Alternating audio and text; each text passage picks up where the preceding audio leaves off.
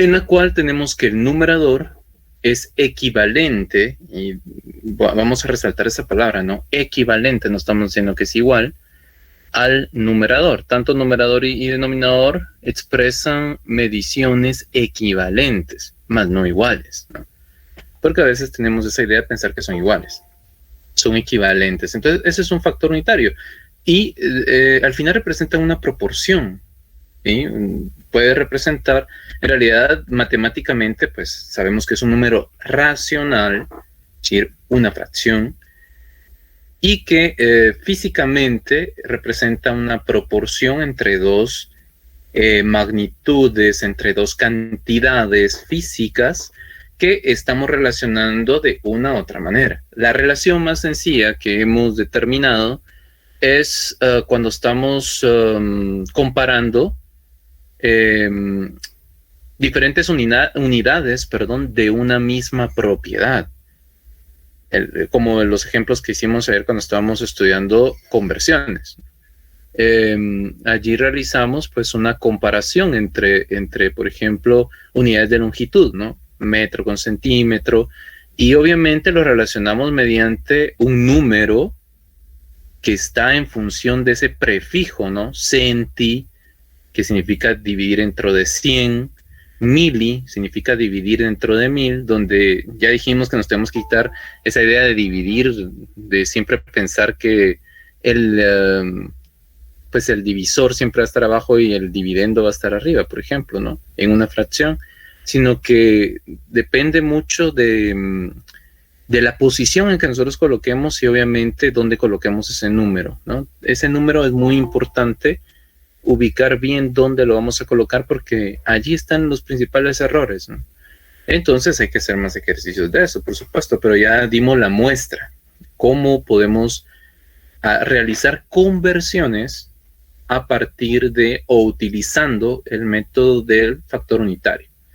Pero un día que me preguntaban por ahí que pues cuál era la diferencia, y justamente pues la conversión es un proceso donde obviamente transformamos una unidad en otra, y pues podemos utilizar diferentes métodos, y el que aquí estamos aprendiendo, o el que aquí ya sabemos, el que estamos conociendo y el que estamos aplicando es el método del factor unitario, ¿sí? Método del factor unitario, ese es el que vamos a evaluar también. O sea que no vamos a admitir en el examen pues otro método que no sea este. Ya hablamos que cuando estemos pues en campo vamos a utilizar pues cualquier herramienta que tengamos disposición, pero pues aquí obviamente tenemos que aprender a utilizarlo. Bueno, entonces esa es una aplicación del factor unitario. Recordemos que el factor unitario también puede representar proporciones entre magnitudes que, digámoslo así, no tienen nada que ver, pero están relacionadas en un aspecto físico para un experimento o para un fenómeno en particular, ¿no? Como cuando hicimos el ejercicio de la rapidez, ¿no? Que un automóvil, decíamos, se mueve a una rapidez de 15 metros por cada segundo, es decir, expresamos esa cantidad física, ¿no? Como un factor unitario. ¿Cómo? Pues dividiendo 15 metros dividido un segundo, por ejemplo, ¿no? Donde no estamos diciendo ahí que 15 metros son iguales a un segundo, no. Lo que estamos diciendo es que hay una equivalencia relacional, en este caso, en un problema particular, ¿no? Lo que estamos diciendo es que el móvil, pues, avanza 15 metros en un tiempo de un segundo.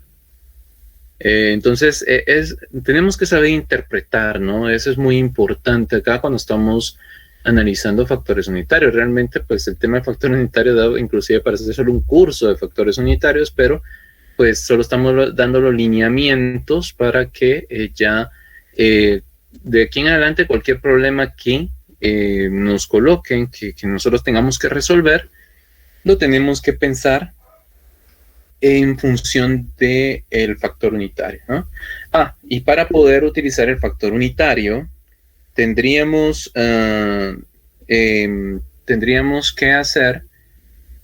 que conocer, mejor dicho, aspectos básicos de álgebra, de aritmética, manejo de operaciones, jerarquía de operaciones, por supuesto, Tenemos que también saber despeje de fórmulas, que eso se ve en intro a la mate, me parece, ¿no? Entonces todos esos aspectos no los estamos tocando acá porque son temas de otro curso y que en teoría pues ya tenemos que saber. Y si no lo hemos llevado, por ejemplo, introducción a la matemática, pues en nuestros cursos básicos de educación media, pues ahí también se ve, ¿no? Propiedades de exponentes, también tenemos que conocer esto porque se utiliza, ¿verdad? Y eso está dentro de la parte del álgebra. Aparte de esto, pues tenemos que saber el manejo de las cifras, ¿no? El tema de cifras significativas, sí se los voy a dejar a ustedes que lo lean, está en su libro, es simplemente seguir la guía que está allí, ¿no? Por ejemplo, que los ceros no son significativos cuando están a la izquierda. Esos aspectos están resumidos ahí en su libro, ¿no? Ya me imagino que leyeron el capítulo 1. Entonces, inclusive para un examen, pues ustedes lo pueden tener allí, ¿verdad? Yo no les estoy diciendo que no los tengan. O sea, no es que se lo tengan que aprender de memoria, sino que pues ahí está en el libro de Chan, ¿no? Ahí están. Y obviamente lo que nos va a servir de base para los exámenes, pues va a ser el libro de Chan, por supuesto, nuestro libro de referencia. Y también van a estar los factores, la tabla de factores, ¿no? ¿Qué significa deci? ¿Qué significa centi? Obviamente lo que voy a revisar yo y lo que voy a calificar es que utilicen bien esos factores. Eso es lo que no que se los aprendan de memoria, pues ahí están en su libro. ¿Vale la pena saberlo? Sí, por supuesto, ¿no? A veces resulta que pues no conocemos que un metro tiene 100 centímetros, por ejemplo. Y esa es una unidad básica al momento de hacer cualquier operación. Fíjense que ustedes se van a dedicar al catastro, ¿no? Que es una rama de especialización dentro de la agronomía. Entonces definitivamente tenemos que saber unidades de área, que ya vimos también. A veces no recuerdo muy bien si lo vemos en las sesiones de estudio o en la clase, ¿verdad? Porque pues siempre son continuas. Pero igual yo ahorita, porque no he tenido tiempo, por siempre hay que ser aquí en respecto al curso, ¿no? Tengo que ver los listados, por eso que estoy comprando los listados por ahí, ¿verdad? Porque les comento que no están llenando su listado de asistencia, es importante. Cualquier aspecto después que puedan tener problemas de escuela de vacaciones, pues yo voy a pasar el listado de asistencia, yo lo tengo que pasar porque lo paso diario. Y si no aparecen ahí, pues ya es una responsabilidad de ustedes, ¿no? Porque yo no quito inmediatamente el listado de asistencia, inclusive lo dejo 2-3 horas más, pues entonces sí tienen que yo comprendo que muchas veces por otras ocupaciones uno se olvide, pero pues tengan una su alarma, tengan ahí pues un recordatorio, ¿no? Para llenar los listados de asistencia, por favor. Pues entonces les comentaba, ¿no? He estado comparando ahí listados de asistencia, no todos los están llenando y obviamente voy a dar el examen a pues aquellos que tengan asistencia, ¿no? Y obviamente también estén inscritos, ¿no? Entonces todavía me hace falta revisar eso y por lo mismo, ¿no? Entonces he estado un tanto ocupado con esto y el otro curso también, pero ya les habilité los espacios también para los resúmenes, hablando un poco de todo, ¿no? De la plataforma. Yo se los había puesto para mañana, pero pues por aquello de que pues después del día, no, es que no colocó a tiempo los espacios, les dejé un día más para el jueves, ¿no? Y en teoría ya tendrían que estar, ¿no? Entonces, todavía los listados oficiales, pues como les comento, se los tengo que pedir al otro profesor porque la clase está asignada con el otro profesor. Entonces yo revisé los del otro curso que sí yo tenía y ya están. Entonces solo es de que el ingeniero catalán, ¿verdad? Que es el que tiene asignado el curso, entonces me pasé los listados porque iban a estar todos, ¿no? Obviamente recuerden que esta sección es para carnepares, solo para recordatorio, ¿no? Y pues obviamente voy a revisar los listados de asistencia, ¿no? Entonces, con lo que están... Sí, voy a publicar esos listados, ¿no? Recuerden que los procesos burocráticos son lentos. Entonces, de escuela de vacaciones todavía nos están diciendo que están procesando unas solicitudes, no sé si aquí hay de centros regionales, no estoy seguro, ¿no? Pues no pregunté eso al inicio, pero tal vez en una asistencia sí lo voy a preguntar para saber, bueno, si hay, si cuántos pues, hay de centros regionales, porque a veces ahí sí podemos tener problemas, ¿no? Entonces, siempre estén atentos, ¿verdad? Por eso, hablando de las tareas, ¿no? Allí les dejé ese espacio para los 3 resúmenes, que es para el día jueves, ¿no? Voy a revisar quiénes lo entregan, ¿verdad? Porque alguien que no ha entregado tareas, no ha hecho, por ejemplo, el primer examen corto, ¿se recuerdan que hicimos? Por cierto, mañana, entonces, hablando de pues, estos exámenes cortos, mañana, como pues obviamente ya han visto ustedes los videos también, ¿no? Mañana les voy a hacer una pequeña prueba, igual que la otra, ¿no? De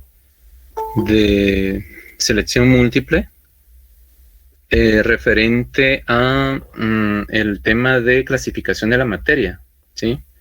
Revisen esos videos de clasificación de la materia, es un poco largo ahí, pero pues ya es más didáctico, eso sí. Está lo del coloide también y los surfactantes, ¿no? Entonces, vean esos 3 videos, ¿no? Y pues vamos a hacer una pequeña comprobación de esos 3 videos, ¿verdad? Porque recuerden que tenemos que ir haciendo zona, ¿no? Entonces, parte de la evaluación sumativa, ¿no? Si ustedes ven en su programa, pues está la parte de evaluación formativa y evaluación sumativa. La evaluación sumativa, como su nombre lo indica, es la que va sumando, ¿no? De ahí el nombre, para la zona, ¿no? ¿Cuánto tenemos de zona de trabajos y tareas? 15 puntos. Entonces, es parte de la evaluación sumativa, ¿verdad? Bueno, entonces por aquí me decían que ejemplos, sí, yo les había comentado que el día de hoy, pues vamos a hacer un ejemplo, pues tipo examen, ¿verdad? Para que hago la aclaración que no estoy diciendo que este problema va a venir, ¿no? Porque si no después hay malos entendidos. Ya les comentaba a ustedes que pues, ustedes van a ser ingenieros, ¿no?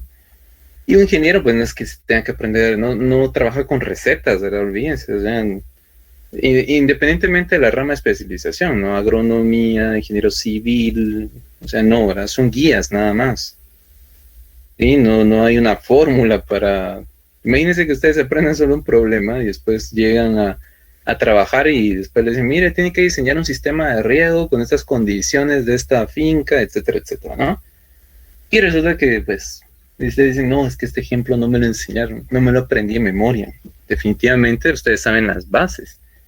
Y con las bases, con la ayuda de los libros y ahora con la información, recuerden que estamos en la era de la información, donde el problema ya no es adquirir la información, sino que saber procesarla y analizarla, ¿no? Porque no toda la información que está, por ejemplo, en medios digitales, inclusive escrita en libros, pues tampoco es que tenemos que analizarla, ¿no? No solo es de venir a agarrar un libro y copiarlo, ¿no? Claro que hay libros que ya están, digamos, revisados, obviamente, por editores, etcétera, etcétera, han pasado por un proceso, ¿no? Entonces, definitivamente esos tienen más peso, por supuesto. Pero bueno, entonces ya son las 4:15, ven cómo se pasa el tiempo. Siempre les pido, por favor, a los compañeros que entran tarde, ¿no? Que sí, por favor, ya... sí, yo veo que hay una repetición ahí en cuanto a algunos compañeros que entran tarde, ¿no? Entonces, sí, por favor, hagan lo posible, ¿sí? Es una, como les digo, consideración para, en cada momento estar dando ingreso, ¿verdad? Entonces, sí, les pido ahí, por favor. Bueno.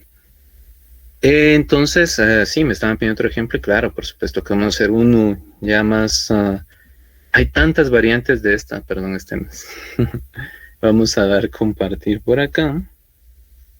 Y pues siempre cualquier duda, aclaración, pues ustedes interrumpan. Casi nunca interrumpen ustedes, ¿no? Bueno, interrumpan por dudas, por supuesto, ¿no?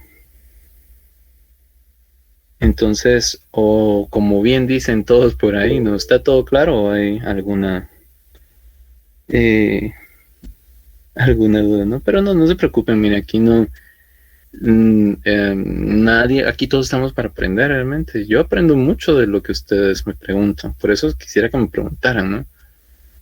Porque créanme, en todas las preguntas allí hay siempre aspectos importantes, ¿no?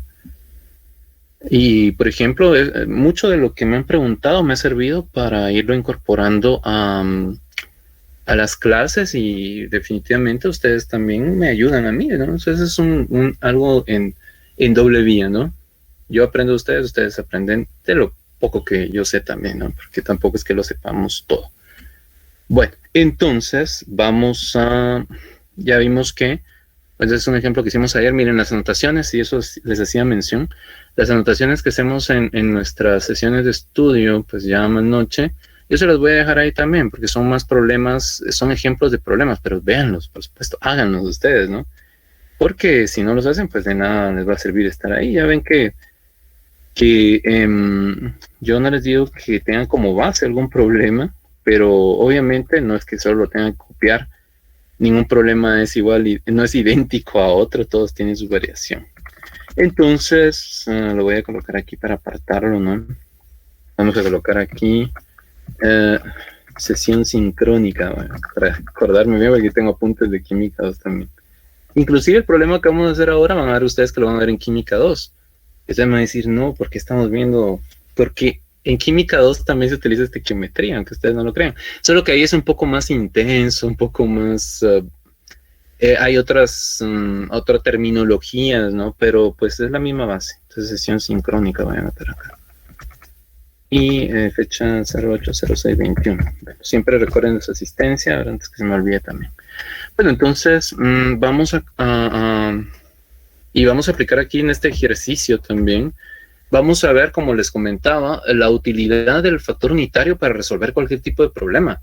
Recordemos que una eran conversiones, pues ya dejamos atrás las conversiones. Ustedes pueden hacer conversión del sistema internacional al sistema inglés sin ningún inconveniente, ¿no? Solo es de que ustedes observen y coordinen siempre la colocación de las unidades de medida, se recuerdan, ¿no? Metros, centímetros, etcétera, etcétera. Y obviamente los números que acompañan a esas unidades, ¿no? Esta es la clave de todo el sistema, por supuesto, de todo el método. Claro, se escucha fácil, yo entiendo, pues, pero no, a veces la aplicación, pues sí, requiere un poquito ahí, no un poquito nada más. Pero bueno, entonces les comentaba, ¿no? Con este ejercicio, pues vamos a reforzar la idea de que el factor unitario, pues tampoco solo me sirve para encontrar, para hacer conversiones, ¿no? Sino que también lo utilizo para resolver cualquier tipo de problema que tenga que involucre proporciones, razones, ¿verdad? Es lo que nosotros tenemos que visualizar, ¿no? ¿Cómo podemos construir este tipo de factores? Una proporción ya sabemos que es como la densidad, ¿no? La densidad es una proporción, ¿verdad? Relaciona masa con volumen de una sustancia, ya lo vimos también, ¿no? Por ejemplo, la rapidez, pues ya lo hemos visto también, ¿no? Relaciona un desplazamiento por unidad de tiempo. Los porcentajes, y aquí es donde voy a aplicar esto también, los porcentajes que vemos tanto en aritmética, ¿no? En matemática, introducción a la matemática, acá los vamos a visualizar como factores unitarios, ¿no? Entonces aquí esta unidad es como que ver todo, ponernos los lentes del factor unitario, ¿no? Cualquier problema en realidad que tenga que ver con proporciones lo podemos resolver así, ¿no? Entonces, vamos a hacer este problema. Recordemos una solución. Vamos a escribir así, ¿no? Una solución. ¿Qué es una solución? Este es lo que hemos visto, ¿no? Una solución es una mezcla homogénea, ¿no? O sea, aquí está implícito un concepto que acabamos de ver, ¿no? Por eso es que este problema, pues, me interesa también, me parece bien porque combinamos un concepto de clasificación de la materia y otros conceptos también que tienen que ver con el factor unitario. Entonces vamos a comenzar así, ¿no? Una solución se obtiene al mezclar, y voy a colocar acá cloruro de hidrógeno. Ven que también un poco de nomenclatura, ¿no? Cloruro de hidrógeno 1, ustedes me dicen, no, es que nomenclatura no es el tema, pero aquí ya todos sabemos pues un poco de nomenclatura, ¿no? Entonces se obtiene al mezclar cloruro de hidrógeno 1 con agua. Es decir, ustedes imaginen eso, ¿no? El cloruro de hidrógeno es un gas, ¿verdad? Es un gas pues tóxico, obviamente, aunque este término de tóxico, recuerden que la toxicidad está definida obviamente por la naturaleza de la sustancia y también por la cantidad que tengamos en un espacio definido, ¿no? Eso se llama una dosis. Es muy importante también saber eso, ¿no? Entonces, permítanme, compañeros, que como todavía están entrando, ¿no? Entonces, vamos a ver por acá. Y aquí tenemos el documento, aquí está. Bueno. Entonces, dice, una solución se obtiene al mezclar cloruro de hidrógeno con agua. El soluto se encuentra, el soluto es lo que se disuelve, aquí si quieren lo vamos a anotar. Es el componente que se disuelve. Nosotros, por ejemplo, esto es una aclaración, ¿verdad? No va a aparecer en un problema, pero por ejemplo, cuando nosotros tomamos una cucharada de cloruro de sodio, por ejemplo, y lo mezclamos en agua o con agua, entonces esta cucharadita de cloruro de sodio, aunque no es una medida, por supuesto, pero solo es un ejemplo ilustrativo. Entonces, este cloruro de sodio es el soluto, le llamamos soluto, ¿no? Porque es lo que se va a disolver en el agua. ¿Sí? El agua es el componente que está en mayor cantidad en esta mezcla y obviamente se le llamamos solvente, ¿no? Entonces, el soluto, que es el componente que se disuelve, se encuentra a una concentración, y vean, esta palabra es importante, ¿no? A una concentración de 38%.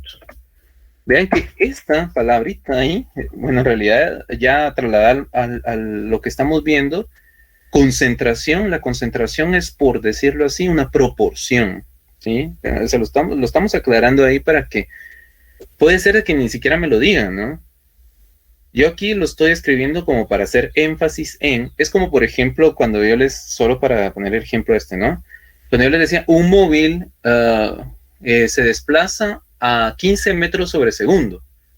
Les estoy mencionando qué es ese 15 metros sobre segundo, no, ¿verdad? Pero nosotros ya sabemos que eso se llama rapidez, ¿no? Esa magnitud física, esa cantidad física se llama rapidez, ¿no? No es necesario que yo la escriba. Yo también puedo decir, un móvil se desplaza a una rapidez de 15 metros sobre segundo, por ejemplo, ¿no? Entonces, allí obviamente estoy diciendo rapidez, ¿no? Estoy hablando, estoy designando digamos, la magnitud física, la cantidad física que estoy midiendo, ¿no? Obviamente, cuando no me lo dicen es un poco más difícil porque entonces yo tengo que no asumir, sino que tengo que buscar esas magnitudes. Aquí yo lo estoy remarcando, ¿no? ¿Qué es concentración? Pues una concentración es una magnitud física, es como la velocidad. Bueno, me refiero que es como la velocidad en el sentido que es una magnitud, pero relaciona otro tipo de cantidades. Ya sabemos que la rapidez pues, relaciona distancia con tiempo, ¿no? Aquí la concentración, pues vamos a ver qué relaciona. Entonces, aquí dice el soluto, que es el componente que se disuelve, se encuentra en una concentración de 38%. Punto, ¿no? La densidad, vean que aquí incluimos otra, ¿verdad?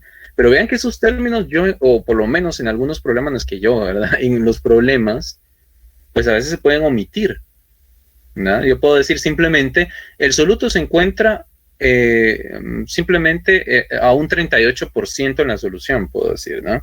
Sin mencionar que es concentración. Por ahí no lo tenemos que ir deduciendo, pero yo lo remarqué acá porque obviamente es el primer ejemplo que nosotros tenemos, ¿no? ¿Cómo voy a saber que es una unidad de concentración? Miren, generalmente van a estar los porcentajes, ¿no? También no sé si ustedes han escuchado, yo me imagino que sí, ¿verdad? Las partes por millón, ppm. Han leído documentos científicos donde dice, es que la concentración de un determinado, por ejemplo, de mercurio en la sangre no debe sobrepasar de tantas partes por millón, dicen, ¿no? Esto que me están mencionando, partes por millón, es una unidad de concentración también. La concentración, y eso es bueno que de una vez, en este momento, recordemos que la concentración es una proporción. Y por ser proporción, yo la puedo expresar como un factor unitario. Y ahí está la clave, ¿no? En realidad esto que yo marqué de amarillo es una propiedad que puedo expresar como un factor unitario. Por eso la remarqué en amarillo porque es importante, ¿no? Y vean, aquí dice también la densidad de la solución. Pero me lo estoy ahí inventando, pero vamos a ir viendo todos los datos. La densidad de la solución es vean que dice la densidad de la solución, ¿no? De la mezcla. Recuerden que cuando yo hablo de solución estoy hablando de una mezcla homogénea. Vimos ese concepto, ¿no? Entonces la densidad de la solución es de 1.19 gramos sobre centímetro cúbico. Ven, estoy dando la dimensión. Pero vean esto, compañeros, realmente acá yo no, solo con observar las unidades que acompañan a el número, yo ya puedo deducir que es densidad. Y ahí es donde me van a dar la clave, ¿no? Porque no necesariamente me tienen que decir la propiedad, y eso es muy importante en los problemas. Van a haber problemas en que no me digan digamos, qué tipo de medición es. Simplemente me van a decir, bueno, está a un 38% presente en la mezcla, por ejemplo.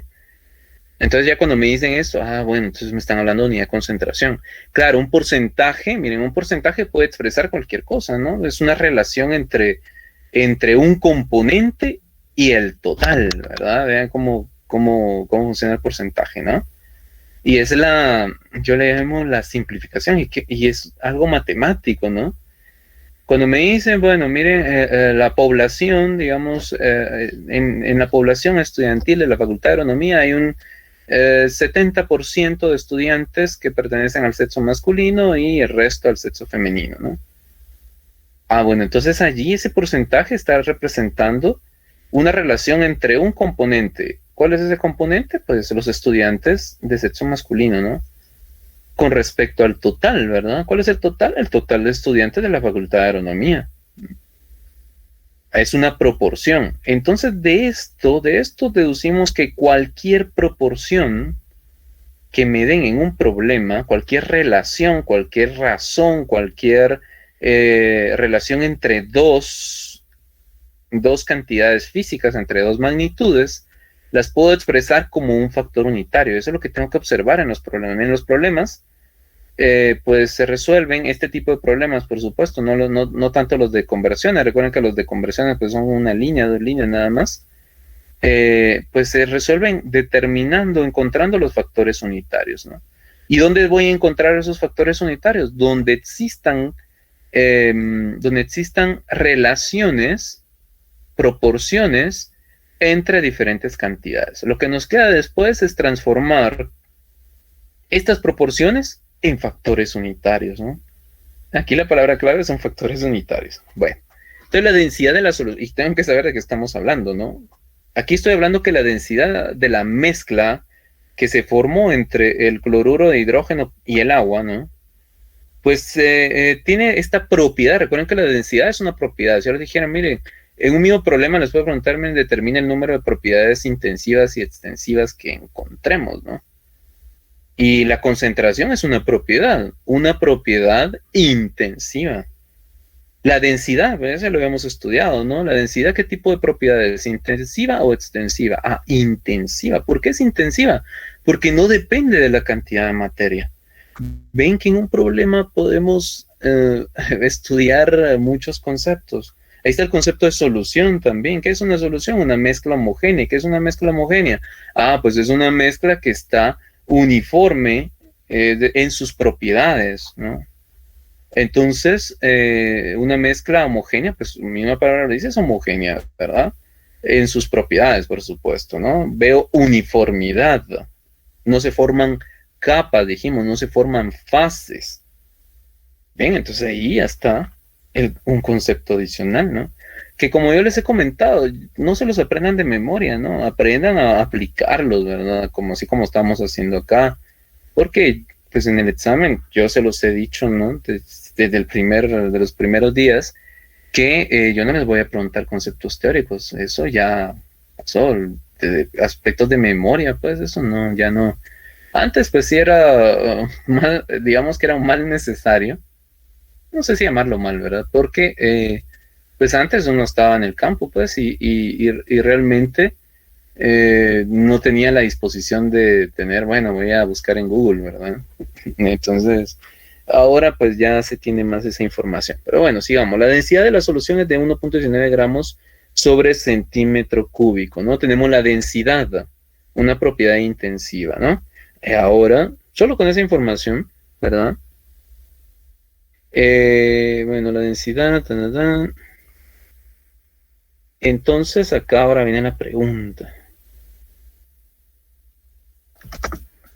La pregunta es, y aquí es donde vamos a encontrar, ¿no? ¿Cuántos centímetros cúbicos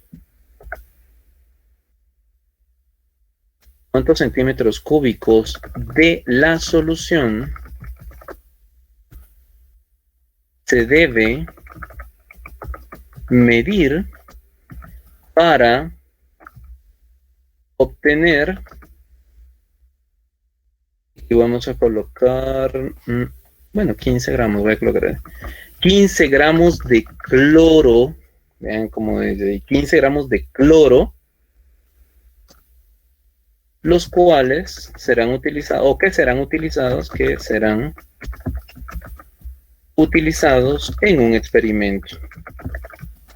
¿Sí? ¿Cuántos centímetros cúbicos de la solución que describimos arriba, por supuesto, ¿no? Se debe medir para obtener 15 gramos de cloro. Yo necesito 15 gramos de cloro. Vean que no dice cloruro, dice cloro.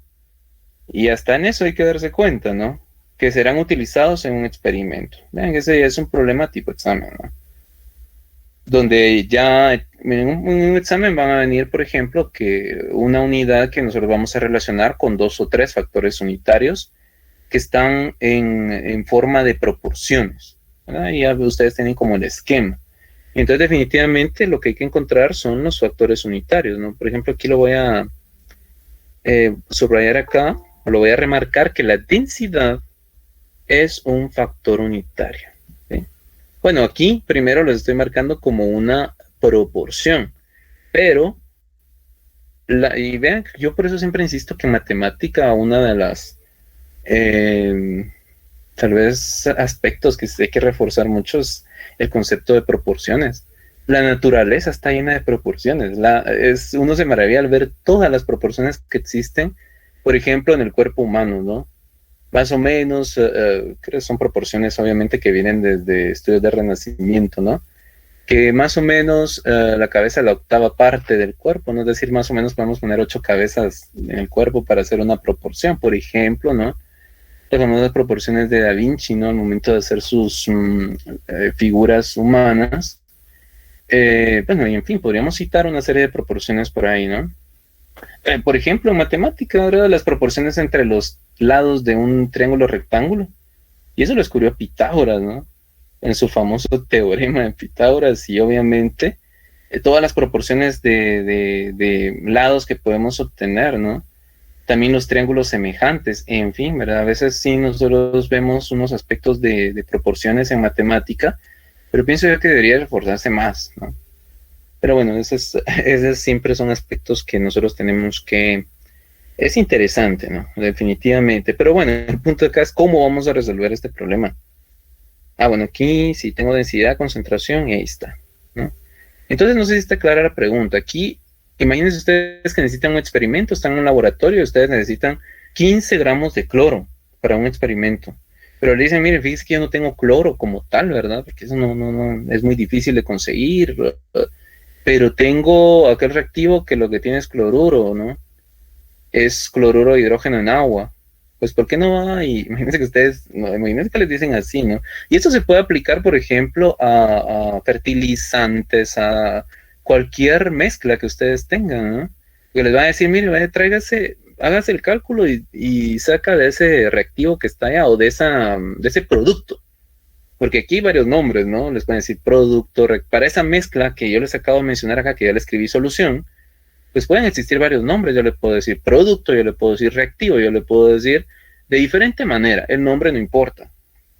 Entonces, lo que tenemos que determinar acá es, imagínense ustedes que tienen ese producto allá, que es una mezcla homogénea, una solución, y que le dicen, mire, ¿cuánto de eso tengo que medir? O mire, agarre de ese, pero dígame cuánto, o yo le voy a dar, pero dígame cuántos centímetros cúbicos necesita. Entonces ahí ustedes tienen que hacer un cálculo, ni modo que van a decir ustedes solo un número al azar. Porque recuerden que en una empresa, en cualquier lugar, pues todo lo que está allí en cuanto a productos es dinero, ¿no? Y entonces a veces hasta los pueden despedir por hacer un mal cálculo, ¿no? Entonces es muy importante hacer bien los cálculos. Bueno, entonces definitivamente, y como siempre tenemos que escoger un dato de dónde partir, ¿no? Obviamente solo estamos esquematizando la resolución de nuestro problema.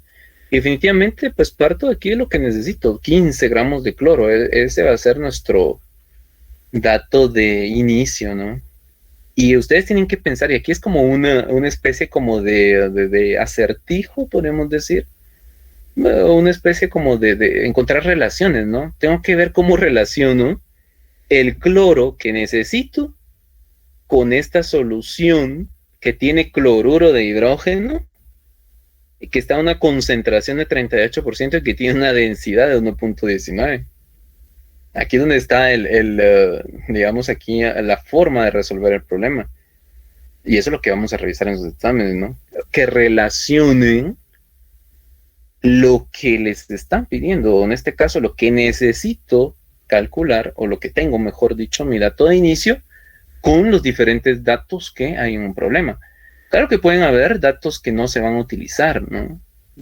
Por lo menos para responder esta pregunta. Puede servir para otro tipo de ejercicios, por supuesto. O sea, no hay que despreciar los datos tampoco, ¿no?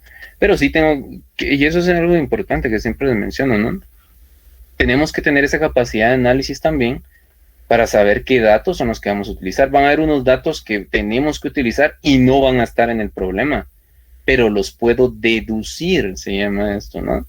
A partir de la información que tengo, ¿sí? O sea que aquí es donde empieza, por eso le digo que este es un problema ya un poco, tiene un poquito nada más de un nivel arriba de lo que hemos visto, ¿no? En el sentido que aquí van a haber datos que están implícitos y datos que también van a estar explícitos, ¿no? Lo explícitos es lo que está ahí escrito. Y que a partir de esos datos explícitos puedo deducir otros datos que están implícitos. Así es como que funciona esto, ¿no? Bueno, antes de comenzar, pues definamos nuestros factores unitarios, ¿no? O equivalencias, ¿sí? Primero escribámosla como una equivalencia y después ya lo escribimos como un factor unitario. Y entonces, recordemos, y eso es lo que a veces viene la confusión, ¿no? Nuestras equivalencias, aquí las voy a escribir, ¿no? Recuerdan que de las equivalencias salen los factores unitarios, ¿sí? Y otro aspecto que en la nomenclatura de equivalencias, y eso es algo que tenemos que tomar en cuenta, ¿no? Utilizamos el signo igual, pero realmente el signo que debemos utilizar es el de equivalencia, el 3 guiones, no 2 guiones. Y aunque ustedes algunas veces vean el signo igual, lo tienen que interpretar como una equivalencia, es decir, no como una igualdad. Aquí no hay igualdades, ¿no? Sino que son equivalencias, pero pues utilizamos el signo igual, ¿no? Es como la costumbre. Entonces, ¿qué equivalencias tenemos? Bueno, veamos por ejemplo acá, ¿verdad? Dice 38%, ¿no? Una concentración. Ya dijimos que la concentración iba a ser una proporción. Ustedes lo que tienen que encontrar son proporciones. Las proporciones no siempre van a estar así como que, mire, es una proporción entre esto y el otro, ¿no? Van a estar un número, 38%. Esta es una proporción. Ahora ya las voy a escribir acá. Bueno, lo voy a escribir así, ¿no? Este 38%, ¿qué significa, no? ¿Qué significa lo voy a escribir así, ¿no? Concentración del 38%. Voy a decir qué significa acá. Lo que significa acá, y aquí lo voy a escribir como una forma de proporción, ¿no? Voy a evitar hasta donde se pueda utilizar el signo igual, para que no confundirnos, aunque ya hice esa observación, ¿no? Que en una equivalencia puedo escribir signo igual, pero estoy interpretando una equivalencia, no una igualdad. Pero bueno, ¿qué significa esto de la concentración del 38%? Lo que significa es que por cada 100 gramos de solución, ¿verdad? El total, se tiene 38 gramos de cloruro de hidrógeno. Escribamos la fórmula del cloruro de hidrógeno, ¿cuál es? HCl. Ahí está. Pero alguien me podrá decir, es que es el ácido clorhídrico. Sí, cuando ya está mezclado, por supuesto, ¿verdad? No, inclusive ahí, ya aquí cuando hacemos la mezcla, sí ya le podemos decir ácido clorhídrico. Pero antes de mezclarlo, y aquí estaba justamente el momento antes de, pues tenemos que decir cloruro de hidrógeno, ¿no? Eso lo sabemos de nuestra nomenclatura, ¿no? Que obviamente cuando ya está mezclado, esa es la diferencia, ¿no? Es como que un poco, antes de mezclar le decimos cloruro de hidrógeno. Cuando ya está mezclado, le decimos ácido clorhídrico. Aquí estamos hasta viendo un poquito de mezclas y nomenclatura estamos, ¿no? Bueno, entonces eso significa, miren, por cada 100 gramos de solución, esa mezcla tiene 38 gramos de ácido clorhídrico, ¿sí? Muy importante, vean, las unidades de concentración que están acá, vean dónde está el 38. Ahí tienen, 38, pero dice gramos, ¿sí? 38 gramos. Y eso es algo muy importante. Estas unidades de concentración siempre se interpretan cuando no dice nada, se interpretan como masa, ¿sí? Porque, y esa es una variación, solo para que ustedes tengan claro, aquí podemos hacer varios, vamos a resolver obviamente pero pues me gusta aclarar eso para que no piensen, y aquí siempre es importante que tengamos claro que nunca se hacen generalizaciones en química, ¿no? Siempre son guías, ¿verdad? Aquí no hay nada escrito en piedra, son guías lo que tenemos, ¿no? Y eso lo vamos a ver más adelante, ¿no? En casi todos los conceptos siempre hay excepciones. La regla del octeto tiene excepciones, la periodicidad tiene excepciones, en fin, ¿verdad? Podemos citar varias, pero el punto acá es que tenemos que interpretar esto como una guía. Pues les comentaba, ¿no? Que dice una concentración del 38%. No me dice nada más, no me da mayor información, entonces se interpreta que es masa con masa, vean, por cada 100 gramos de ¿qué? De solución, ahí está el 100, ¿eh? Solo que ahora ya lo estoy escribiendo de esta manera. Por cada, lo puedo escribir también al revés, ¿no? Se tiene, porque tal vez, ¿por qué lo escribí al revés, no? Pero lo puedo escribir si ustedes quieren así, ¿no? ¿Qué significa esto entonces? Que se tiene 38 gramos, no sé si tenían esa duda, ¿no? Bueno, que una proporción lo puedo leer al derecho al revés, ¿no? Se tiene 38 gramos de ácido clorhídrico por cada 100 gramos de solución. Eso les va a servir para cualquier unidad de concentración, ¿no? Vean que escribir lo mismo, es lo mismo. Son equivalentes, esa es la palabra correcta, ¿no? Pues les mencionaba, si por ejemplo me dijeran aquí, a una concentración de 38% en volumen, pues ahí ya cambia. Porque cuando ya le colocan esa palabrita de volumen, entonces ya no se interpreta como masa, sino que la misma palabra me lo dice, ¿no? En volumen. Y entonces lo que quiere decir es que vamos a tener 38. ¿En qué medimos el volumen en cantidades pequeñas, no? Yo sé que la unidad, y eso ya lo vimos, ¿no? La unidad de volumen en el sistema internacional es el metro cúbico. Es que el metro cúbico es muy grande, ¿no? Es una cantidad muy grande. Entonces lo que utilizamos son centímetros cúbicos, ¿no? Entonces, si me encuentro con un problema que diga ahí 38% en volumen, el único que cambio es que el número sigue siendo igual. Claro, va a ser otro problema, por supuesto, pero me refiero a que entonces la unidad que le voy a colocar cuando lo interpreto es que, miren, las equivalencias son las interpretaciones, ¿sí? Entonces, cuando lo interpreto ya no digo por cada 100 gramos, ¿sí? por cada 100 gramos de solución, sino que digo por cada 100 centímetros cúbicos de solución. Se tiene 38 centímetros cúbicos de ácido clorhídrico. Vean cómo cambia solo con colocarle una palabra en volumen. Y eso les va a servir para el alcohol, por ejemplo. El alcohol, ya que está muy de moda, ¿no? La mayoría de alcohol, ustedes, bueno, también el gel, ¿no? El gel que viene ahí dice 75%, ¿no? De alcohol, creo que dice. ¿Verdad? Ustedes pueden revisar ahí. Siempre les digo, les comento que revisen siempre las etiquetas de lo que uno compra, ¿no? Para ver qué información química trae. Y pues ahí dice 75%. Yo creo que es lo más concentrado que se puede encontrar en el mercado, ¿no? Claro, hay alcohol que viene al 95%, pues, pero es que ese ya se utiliza más para otro tipo de actividades, ¿no? Entonces, pues, tenemos que ver eso. Pero ese alcohol, cuando dice 75%, está en volumen. Y van a ver ustedes que dice B sobre B. Si no lo trae, eso da un poco de confusión. Ven ustedes que a veces los controles ahí de calidad en cuanto a las concentraciones químicas, pues, lo pasan por alto, a veces pues tratan de siempre como de cubrir algunos aspectos ahí, ¿no? Y a veces ni siquiera tienen las concentraciones, pues. Y uno me pregunta, bueno, ¿y cómo es que salió al mercado, verdad? Pero pues ahí está. Revisen eso, ¿no? Entonces, inclusive el alcohol, ¿no? El alcohol que se compra, ¿no? La cerveza, las bebidas alcohólicas, ¿no? Como tal. Pues tienen un porcentaje, pero ese porcentaje es volumen, ¿no? Tiene que decir volumen, pero si no, es que muchas veces también algunos productos ya se toma como sobreentendido, ¿verdad? Pero uno cuando está estudiando química y ve eso, tiende a confundirse, porque bueno, dice, la teoría me dice que debo especificar qué tipo de porcentaje es. Ahí sigue como tarea, vean ahí todos los, no, bueno, no estoy diciendo la cerveza, ¿no? Sino que revisen los productos de higiene, por ejemplo, los productos que se consumen, ¿no? Y vean si tiene algún porcentaje.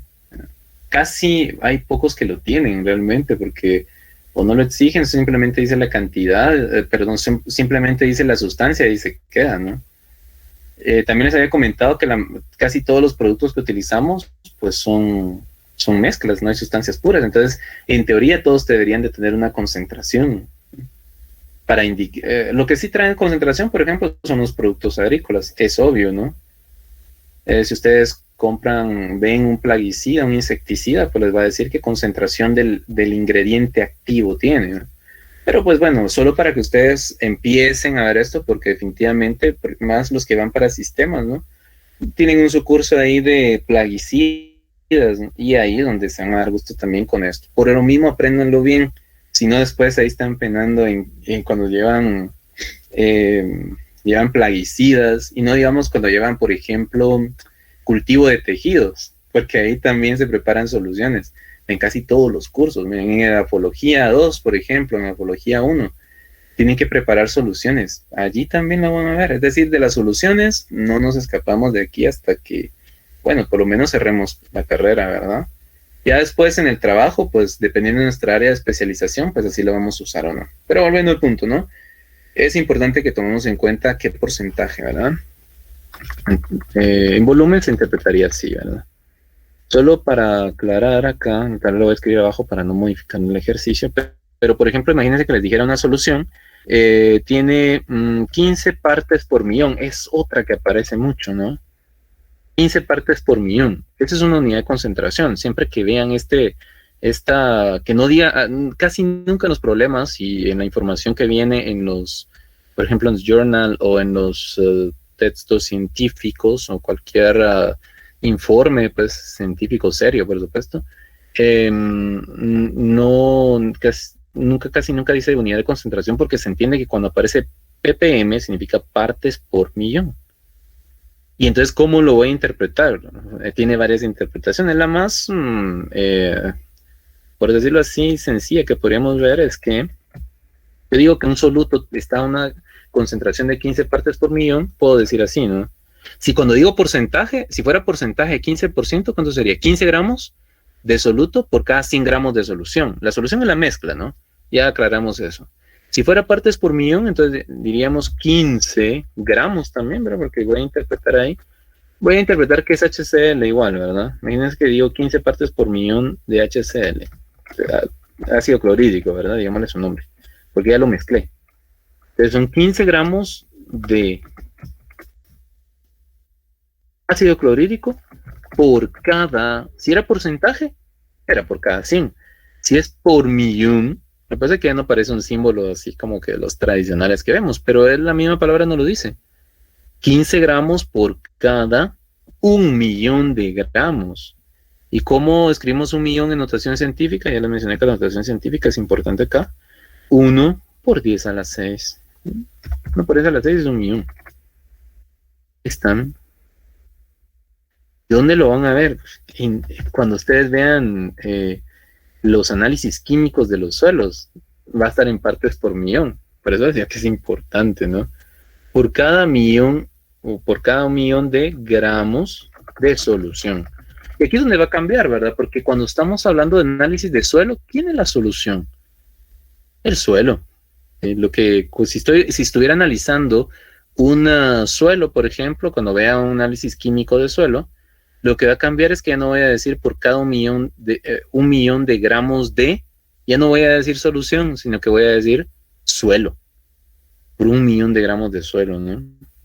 Y claro, de esta van a haber otras, se llaman interpretaciones, porque también se puede interpretar como 15 miligramos de ácido clorhídrico por cada kilogramo de solución, por ejemplo. Pero siempre a lo que voy es más, nosotros en química 1, porque obviamente estamos todavía comenzando, pues utilicemos esta. Pero me interesa que vean 15 gramos de solución, ahí está el 15, pero no solo es el 15, ¿verdad? Lo que pasa es que el otro número está implícito. Es como cuando estábamos viendo los prefijos, ¿se recuerdan? Donde veíamos, por ejemplo, C, G. La C es un número escondido como una letra, ¿no? Lo mismo acá, en las letras está el otro número, porque dice por partes por millón, y ahí está el número, miren, millón, esta M es de millón, ¿sí? Entonces aquí, por cada, no van a confundir, es una CL, ¿verdad? Por cada 1.000.000 de gramos de solución, ¿sí? Entonces podemos tener estas interpretaciones, y como ven, las interpretaciones pueden ser varias, ¿no? Bueno, entonces acá solo era para aclarar porque podemos tener partes por millón. Si quieren les escribo aquí también el volumen, ¿no? Si, por ejemplo, dijéramos 15%, manejemos el 15, ¿no? Por ciento en volumen de HCl. Aquí ya cambia, ¿verdad? Porque es en volumen. Es un porcentaje, siempre va a ser sobre 100. Vean que en esto defino la proporción de números y de unidades, ¿no? Como en todos los factores unitarios que hemos hecho. Tengo que ver el número y la unidad de medida. Bueno, ¿cómo interpreto ese 15%? Van a ser 15, por supuesto, porque está el número 15. ¿Pero 15 qué?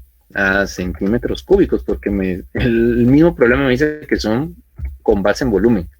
15 centímetros cúbicos por cada 100 otra vez, pero ya no van a ser 100 gramos, ¿no? 100 centímetros cúbicos. ¿De qué? Pues de la solución. Siempre es de la solución. Lo que pasa es que las soluciones se pueden llamar de diferente manera, ¿no? Puede ser solución etanólica, puede ser reactivo. A los reactivos en los laboratorios generalmente, nosotros a esas mezclas les vamos a decir reactivos. Y recuerden esto cuando estén en química 2, yo espero que no se les olvide. Porque ahí van a utilizar mucho la palabra reactivo. Entonces, automáticamente ustedes recuerdan, reactivo, en química 1 me dijeron que un reactivo era una mezcla. Una solución, una mezcla homogénea, ¿sí? Solo que ahí le dicen reactivo, pues. Entonces, es importante que sepamos que la solución puede tener nombres muy específicos dependiendo que estoy estudiando, ¿no? Estoy viendo un análisis de suelo, ya les mencioné, bueno, entonces mi solución es el suelo, es la solución del suelo, ¿sí? Recordemos que el suelo no solo es un componente físico, ¿no? Hay poros, y en los poros, pues, ¿qué hay? Agua y aire, por supuesto, ¿no? Cuando el suelo está a saturación, ¿verdad? Que es cuando, por ejemplo, así como ahora que está lloviendo, que ha llovido mucho, pues se puede decir que la mayor parte de los poros, del espacio poroso, está saturado con agua, ¿no? El agua desplaza el aire, ¿verdad? Pero, pues, al punto es que podemos tener diferentes tipos de solución. Hay tanto que aplicar de esto, pero concentrémonos en resolver nuestro problema. Solo hice esa observación porque, como les comento, ¿verdad? Aquí pueden haber variaciones. Y este ejercicio tal como está aquí, pero no van a ir en el examen así, ¿verdad?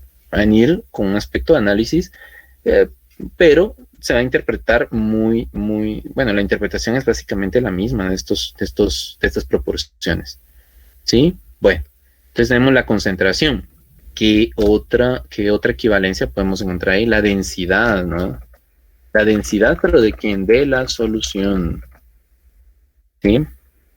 La densidad de la solución dice que es de 1.19 gramos sobre centímetro cúbico. ¿Cómo la interpretamos? Lo que interpretan es, miren, por aquí es donde tendría que decir, por ejemplo, ¿verdad? Si utilizáramos el signo igual, que es lo que estoy tratando de evitar, diríamos, por cada 100 gramos de solución, y aquí tendría que colocar el igual, por si a algunos les gusta el igual, ¿verdad? Así. En realidad, lo que estoy diciendo aquí es que 100 gramos de la solución equivalen a 38 gramos de HCl. Pero pues ya les comenté que no me gusta utilizar mucho el igual porque pues lo escribí al inicio así para que vieran de que es lo más usual, ¿no? Pero es mejor colocarlo así con palabras. La densidad entonces, ¿qué significa? Pues puedo hacerlo así al revés o puedo hacerlo al derecho, no sé. Pero por ejemplo, como ustedes prefieran, yo puedo decir acá por cada, y vean, por eso digo por cada, ¿no? Por cada, o mejor dicho, se tiene, porque lo voy a hacer tal como aparece aquí, ¿verdad? Que se tiene 1.19 gramos de solución por cada centímetro cúbico de solución, o por un centímetro cúbico de solución. Este por cada significa 1, ¿verdad? Por cada, o sea, por cada 100, bueno, aquí ya me está diciendo por cada 100, ¿verdad? Pero aquí puedo colocar por cada 1 centímetro cúbico. Puedo colocar el número para seguir el mismo esquema de acá, ¿no? Por un centímetro cúbico ¿de quién? De la misma solución, ¿verdad? Porque estoy hablando de la solución. Eso sí es muy importante que especifiquemos, ¿no? Vean, aquí está el 1.19 gramos por cada centímetro cúbico de la solución, por cada 1 centímetro cúbico de la solución. Y ahí está, están nuestros dos equivalencias. Después las voy a escribir como un factor unitario, ¿sí? Aquí en amarillo remarqué, aquí también, ¿verdad? Lo puedo escribir así, ¿no? Remarqué las cantidades físicas que voy a relacionar en el factor unitario. Esto que está aquí remarcado tiene que aparecer en el factor unitario que voy a construir para resolver el problema. ¿Sí? Es muy importante, igual acá, ¿no? ¿Qué es lo que tiene que aparecer en mi factor unitario? 1.19 gramos de solución, ya sea en el numerador o en el denominador. Y también debe aparecer 1 centímetro cúbico de solución en ese mismo factor unitario, ya sea en el numerador o en el denominador. Esa es la lógica que tengo que seguir, ¿no? Si quieren desactivemos para que no piensen de que es otro. Y solo voy a remarcar ¿no? Ahí está. Con esto yo quería que ustedes se dieran cuenta que ustedes lo pueden interpretar al revés, ¿no? Mencionar primero el 100 y después el número. Para que no se encuentran otra, o si ya lo sabían así, pues para que no piensen que es diferente. Bueno, no hemos entrado todavía a la resolución. Ahora sí vamos a entrar a la solución de nuestro problema. Bueno, comencemos. Aquí voy a insertar la ecuación. Y que siempre también algo que nos puede traer un poco de, tal vez de inquietud, es por qué dato voy a comenzar, ¿no? Definitivamente no es aconsejable que comience con una equivalencia, ¿sí? Es decir, esto no, ¿verdad? De preferencia empiezo con un número que no sea una proporción. Aunque no implica que si yo, miren, si por una situación ustedes no saben comenzar o no saben elegir o tienen dudas, perdón, creo que es la palabra correcta, o no tienen dudas siempre, pues si bien pueden comenzar por el factor unitario que viene de una equivalencia, pero lo aconsejable es que uno comience, y la mayor parte de métodos así lo plantean, que utilizan el factor unitario, por supuesto, comenzar por la unidad, por la cantidad que no es un factor unitario, una proporción, en este caso los 15 gramos de cloro. Entonces nos coloca, y no solo 15 gramos, estamos también, yo he visto eso en los exámenes, solo a veces colocan 15 gramos. Aquí hay masa de muchas sustancias, el cloro, el cloruro de hidrógeno, el agua, la solución. Entonces tengo que especificar de qué, ¿no? Y como ya sabemos símbolos químicos, pues puedo escribir así, ¿no? 15 gramos de cloro. Pero eso es cloro, no es cloruro, no es ácido clorhídrico, es cloro. Eso es lo que yo necesito, el cloro, ¿no? Aquí ya estará en una forma iónica, pues. Pero pues vamos a asumir que me sirve el cloruro también, ¿no? O sea, el cloro y el cloruro están relacionados, por supuesto. Ese es el dato. Inclusive yo les mencionaba, puedo escribirlo así o puedo escribirlo como una fracción, pero no es un factor unitario. El hecho de que yo lo escriba así no significa, y eso a veces me pregunto yo, por ejemplo, si esto es un factor unitario, porque se los escribo así, ¿no? Lo voy a aprovechar así de escribir. Sobre uno. Yo digo, ¿será que este es un factor unitario? Pues ya vimos que los factores unitarios es una relación entre dos cantidades físicas, entre dos mediciones. En el numerador de esa expresión que yo coloqué ahí está 15 gramos. Y en el denominador que aparece, un 1. Un 1 es un número, no es una medición. Para que sea un factor unitario, la fracción que yo escriba ahí, en el numerador y en el denominador deben haber mediciones, cantidades físicas, magnitudes físicas. Y esa es la diferencia, ¿no? Es decir, uno expresa los factores unitarios como una fracción, pero no todas las fracciones que yo escriba ahí van a ser factores unitarios, ¿sí? Ese es un factor, pero no lo catalogo como un factor unitario, ¿no? Un factor unitario, recordemos, es una proporción, es una razón, es una fracción, pero que es una fracción especial, no es cualquier fracción, ¿no? Es una fracción en la cual en el numerador y en el denominador voy a tener magnitudes que relacionen diferentes cantidades físicas, ¿no? Pero que van a ser equivalentes, ¿sí? Equivalentes es la palabra clave, no son iguales, son equivalentes. Bueno, yo les he mencionado que hay varias palabras clave ahí, ¿no? Pero son aspectos, y esos son aspectos analíticos que les digo que yo pregunto, ¿no? Así como este, ¿no? No son trampas, pues no piensen que es así maldad, no, sino que es, ya les dije, ¿no? Las competencias que debe tener un ingeniero es saber analizar, un ingeniero tiene que ser analítico, ¿verdad? Si no, pues uno hubiera estudiado para, sin menospreciar a ninguna profesión, por supuesto, ¿no? Cada una tiene su grado de complejidad, por supuesto. En unas hay que leer más, tiene que haber habilidades lectoras, en fin, ¿verdad? Bueno, entonces sigamos con nuestro ejercicio, ¿no? Definitivamente ese es un buen dato o una buena cantidad para iniciar mi cálculo, 15 gramos de cloro, ¿sí? Ahora el problema es, y aquí es donde viene el aspecto, les digo, el acertijo acá, es cómo voy a relacionar los gramos de cloro con por ejemplo, vean este factor, uno analiza, miren, este factor relaciona, a mí me están preguntando solución, ¿sí? Yo aquí tengo varios factores que relacionan solución. Por ejemplo, miren, este relaciona centímetros cúbicos de solución con gramos de solución. Este relaciona gramos de solución con gramos de ¿quién? De ácido clorhídrico. Lo que yo no encuentro acá, en lo que escribí, porque no parecía como un dato del problema, es alguna equivalencia que me relacionara el cloro con el ácido clorhídrico. Eso no aparece. Pero yo recuerdo que, pues, y eso también lo vimos en clasificación de la materia, ¿no? Vimos que un compuesto se puede separar por métodos químicos en elementos, ¿no? Es decir, un elemento puede formar parte de ¿qué? De un compuesto. Ah, es un concepto químico, ¿no?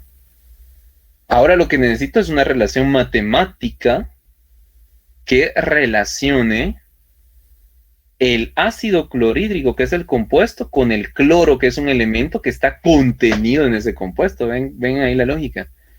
Ese factor, esa equivalencia, no está.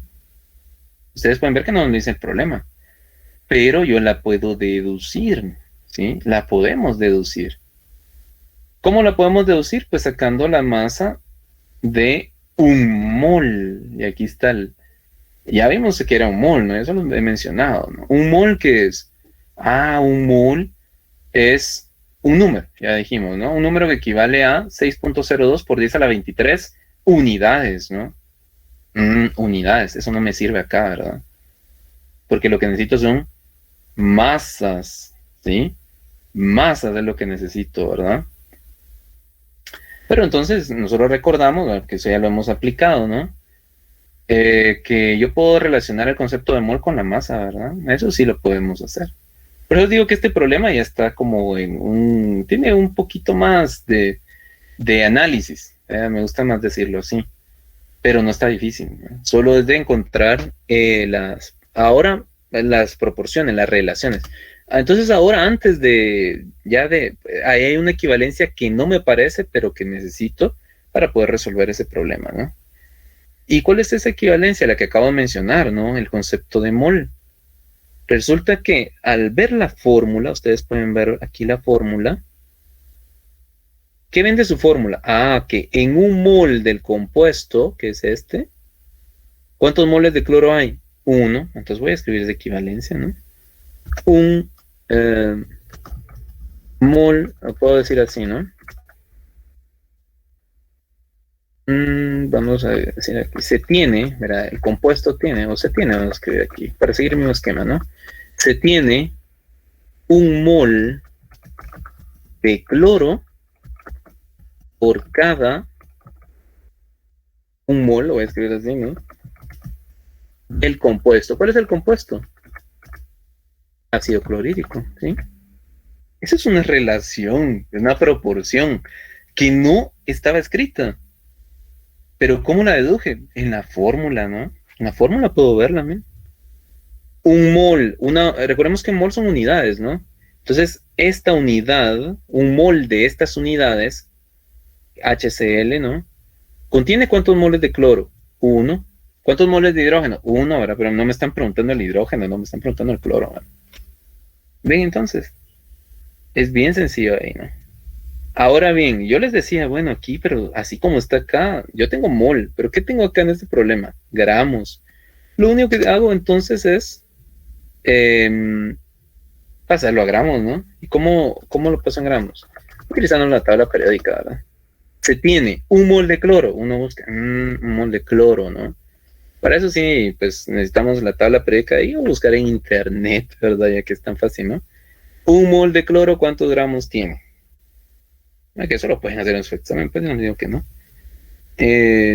Ustedes pueden usar las herramientas ahí, ¿no? Bueno, entonces acá recordemos cuánto es 35.45, ¿no? Entonces se tiene un mol, en lugar de decir un mol de cloro voy a decir 35.45 gramos de cloro, eso donde lo saqué de la tabla periódica, ¿no? Por cada, ahora, un mol de HCl, ¿cuántos gramos tiene? Pues es 35.45, le sumo que un gramo más o menos de lo que pesa, bueno, 1.01, ahora se aproximamos, ¿no? Lo que pesa el hidrógeno, por decirlo así, ¿no? Entonces sería que 35.45, serían que 36, dependiendo de cuántos decimales utilicemos, ¿no? Alguien lo puede hacer más exacto, yo aquí lo estoy haciendo aproximado. Serían 36.46 gramos de HCl. ¿Cómo saqué esta masa? Pues veo la fórmula, ¿no? Un mol de hidrógeno tiene una masa de 1.01, un mol de cloro tiene una masa de 35.45. ¿Cuánto es la sumatoria de 1.01 más 35.45? Me va a dar 36.46. Y ahí está, ¿no? Solo sumar, vean que aritmética lo que estamos usando acá. Ahora ya con esto ahí ya estuvo, ¿no? Porque ese era el dato que me faltaba. Esta proporción tiene que aparecer en un factor unitario, miren. 35 gramos de cloro, porque ya lo estoy haciendo con base en el cloro. No, yo creo que es aquí el otro subrayar. ¿Sí? Se tiene 35.45 gramos de cloro por cada 36 gramos de... Ahí está, ¿no? Usted me decir, es que pues esto parece estequiometría de fórmulas. En estequiometría de fórmulas se utiliza el factor unitario, por eso es que solo es como que tal vez a ustedes les pareciera otro tema, pero no es lo mismo, ¿no? Y entonces acá son relaciones molares, por supuesto, ¿no? Y entonces acá pues ya relacionamos esto, ¿no? Y entonces, ya como ustedes tienen esos conocimientos de química, por eso es que yo ya les coloqué un ejemplo así, ¿no? Bueno, entonces ahora nuestro primer factor unitario, vean. Este ya va a ser un factor unitario, ¿no? ¿Por qué va a ser un factor unitario? Por la forma en que lo voy a escribir. ¿Qué es lo que tengo que colocar aquí abajo como unidad del factor? Aquí voy a colocar gramos de cloro. ¿Por qué voy a colocar gramos de cloro en el denominador de mi primer factor unitario? Este no es un factor unitario, ¿verdad? Este es el primer factor. Este es mi primer factor unitario. ¿Por qué lo voy a colocar acá? Ah, para que se puedan cancelar, ¿sí? Y aquí arriba, bueno, coloquemos la cantidad, ¿no? ¿Cuántos gramos de cloro? Vean que aquí va a aparecer esto que yo coloqué en amarillo. 35, bueno, no sé si en amarillo, porque yo no puedo ver aquí los colores, ¿no? 35 gramos de cloro. ¿Y arriba qué voy a colocar? Ah, pues el otro. En la otra magnitud física. 36.46 gramos de ácido clorhídrico. ¿Ven?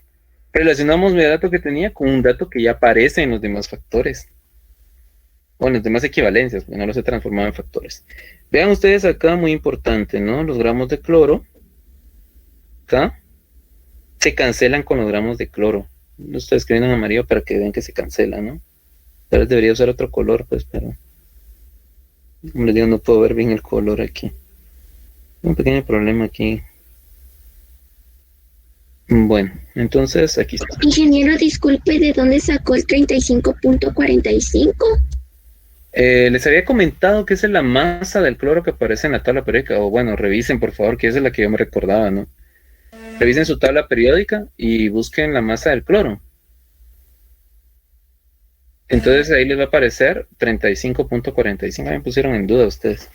Yo me recuerdo que sí. No crean que es así como que se lo sabe de memoria. Es que de tanto usarlo a veces le van quedando. 35.45, ingeniero. Sí. Ah, bueno. Entonces siempre revisen ahí, por favor, los datos que coloco. Yo de lo que me voy acordando allí, ¿verdad? Bueno, entonces, pero pregunten, por eso es importante. Qué bueno que preguntaron, ¿no? El cloro, esta masa, ¿por qué consulté la tabla periódica? Porque aquí decía un mol, ¿verdad? Si dijera 2 moles, ese dato lo tengo que multiplicar por 2. Y para otro compuesto, por supuesto. Pero para este no. Entonces ahí estamos, ¿no? 35.45 gramos de cloro. ¿Hay alguna otra duda que ustedes tengan? Así con confianza. Me gusta que interrumpan. Si no, uno se siente aquí muy... como que no hay nadie. ¿Alguna otra pregunta, compañeros? Vamos bien, entonces.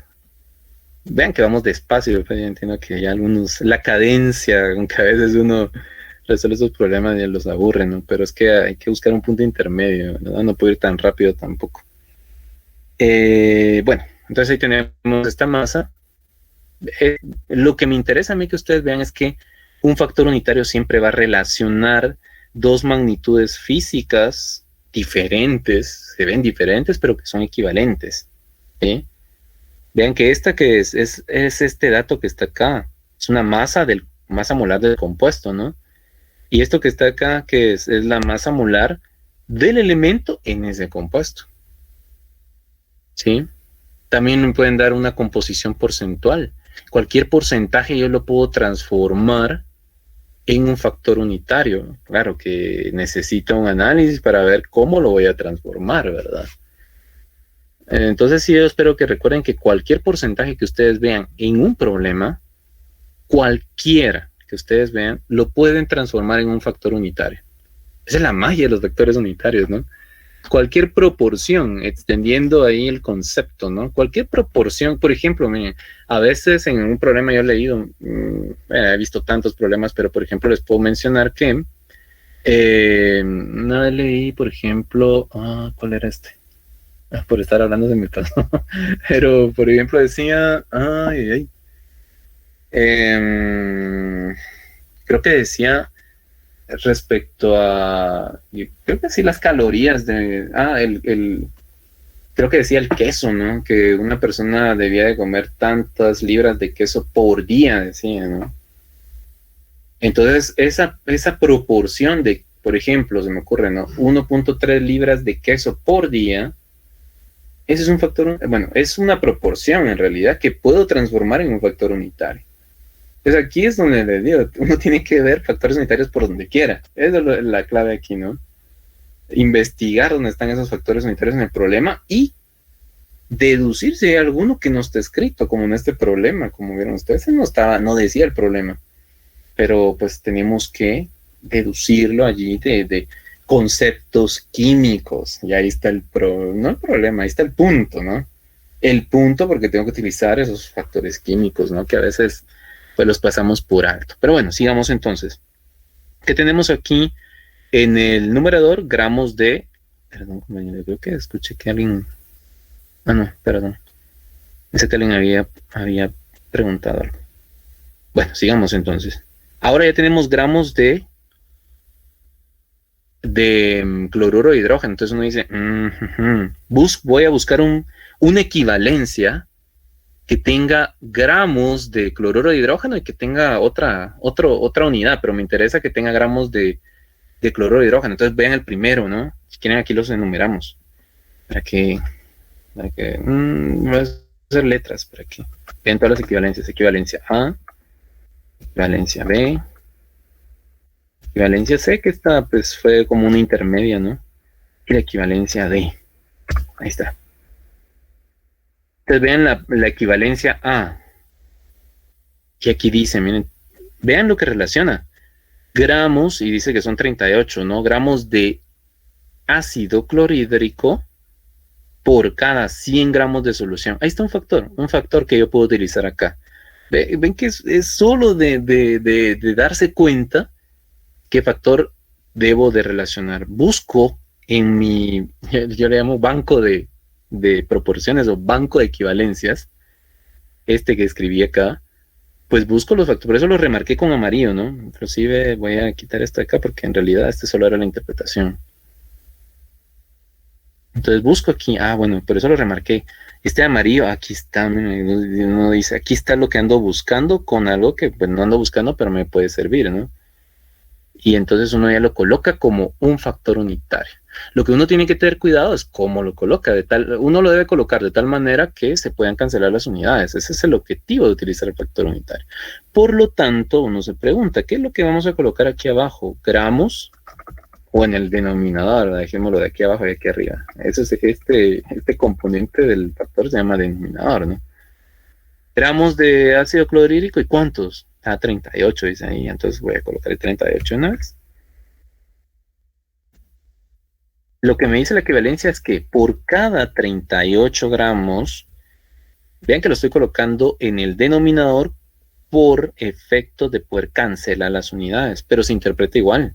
Porque estoy diciendo, por cada 38 gramos de ácido clorhídrico, voy a tener, o se va a tener, pues 100 gramos ¿de qué? ¿De qué dice acá? Solución. Y por eso el paso anterior era clave, ¿no? Aquí lo voy a colocar equivalencias. Y aquí voy a colocar pues ya el procedimiento, ¿no? Ese ya es el procedimiento de resolución. La mayor parte de problemas en una línea se resuelve, ¿no? Procedimiento. ¿Sí? En una línea. No necesitan más. Bueno, entonces, ¿qué me permite este factor? Cancelar este. Gramos aquí de ácido clorhídrico con estos gramos de ácido clorhídrico. ¿Qué me queda en el numerador? Siempre uno se pregunta, ¿qué tengo en el numerador? Gramos de solución. ¿Qué me están preguntando? Uno regresa a la pregunta, ¿no? Me están preguntando centímetros cúbicos de solución. Se parecen, pero no es igual, ¿no? Porque me están preguntando un volumen. ¿Y qué tengo acá? Una masa. No he terminado todavía de calcular. Dicen, no, tengo que utilizar otro factor. Y ese factor que debe tener, pues obviamente, donde me quedé acá, ¿no?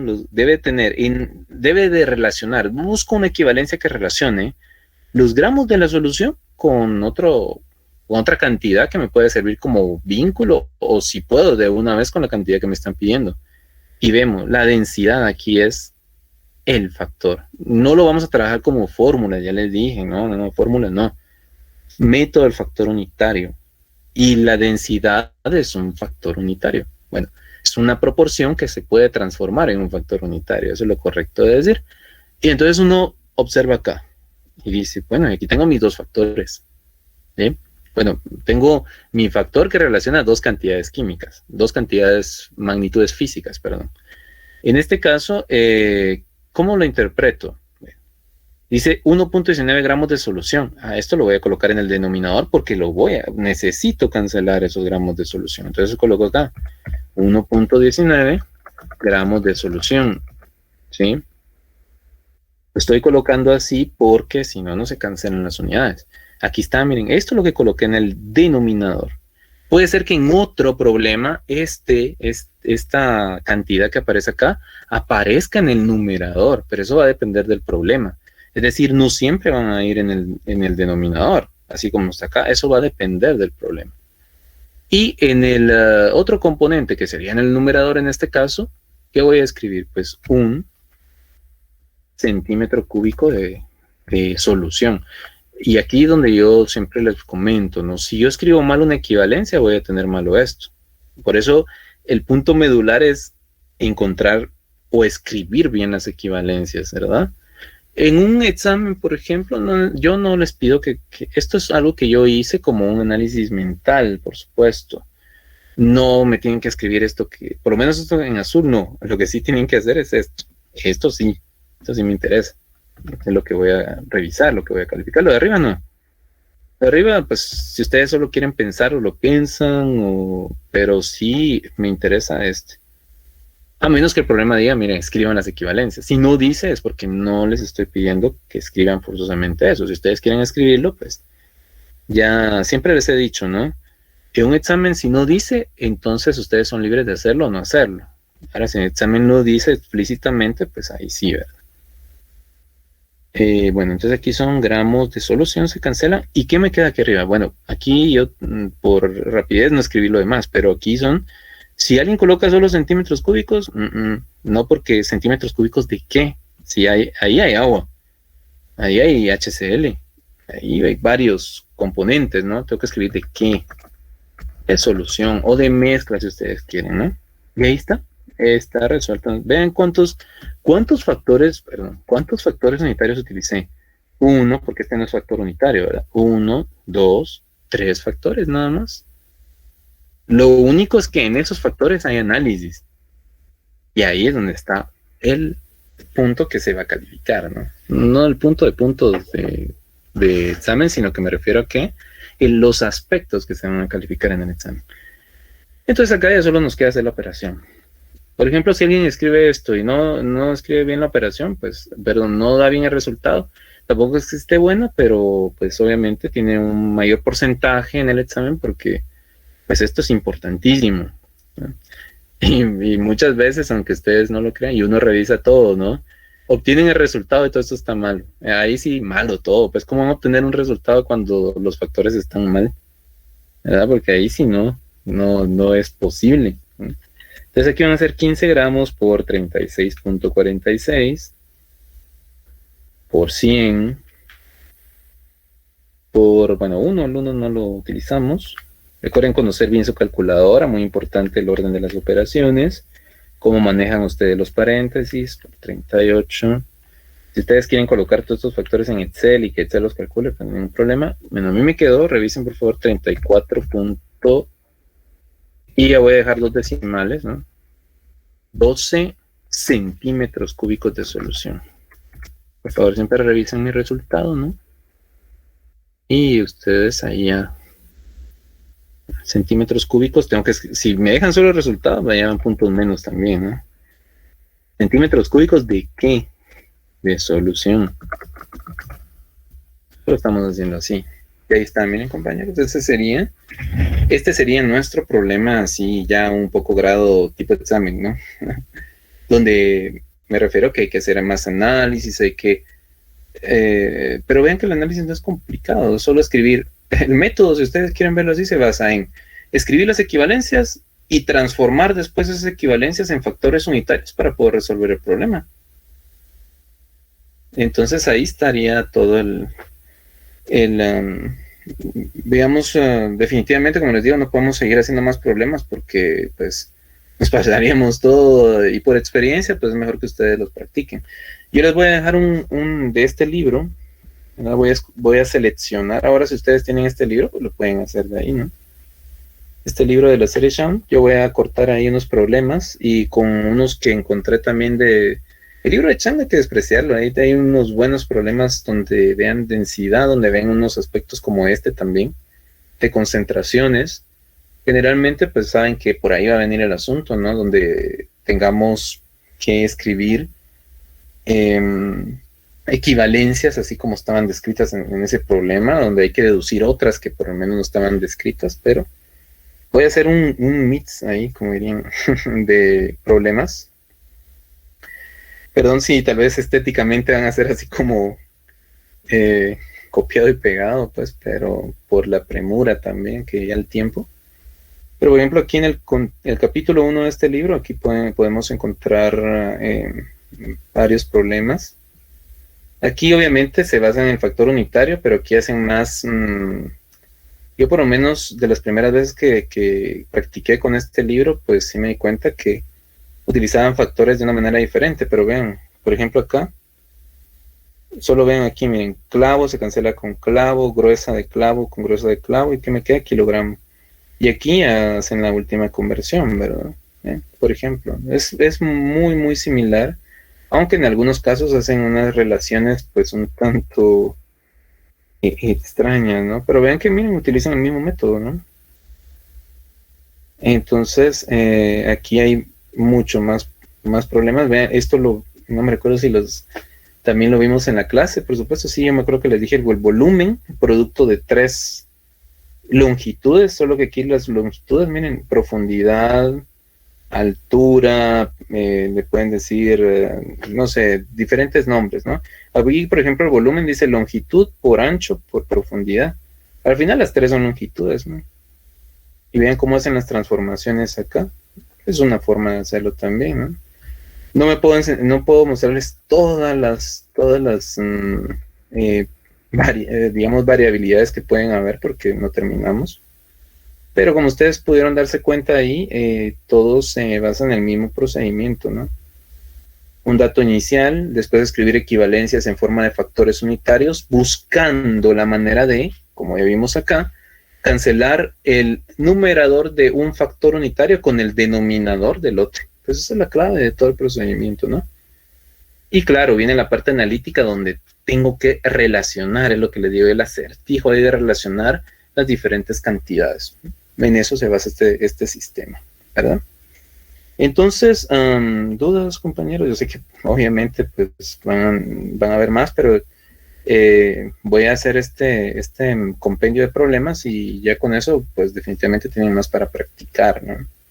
Y muchas veces es lo que necesitamos. Pero el hecho de que algunas veces o algunos días yo no les deje problema no implica que ustedes no practiquen, ¿no? Ya les mencioné que en el libro de Chang, si ustedes lo tienen, allí hay suficiente cantidad de problemas. Y si quieren ver unos tipos de examen, los últimos, ahí siempre van en orden lógico, ¿no? De complejidad. De lo más sencillo a lo más complejo, por supuesto. Y entonces, bueno, eso sería ya terminando esta unidad, por supuesto, y definitivamente tenemos que entrar a la otra que es el de átomos, ¿no? La teoría atómica, ¿sí? Ya vamos a empezar a estudiar estas partículas que construyen la materia, ¿verdad? Al final todo está construido de átomos, ¿no? Ya, ahorita vamos a cambiar así un poco abrupto, yo sé, de verdad, de cassette, pero es importante porque, pues bueno, tenemos que seguir recuerden que este curso es intensivo y ustedes están pagando por aprender, ¿no? Sí, prácticamente es nuestro capítulo 2, ¿sí?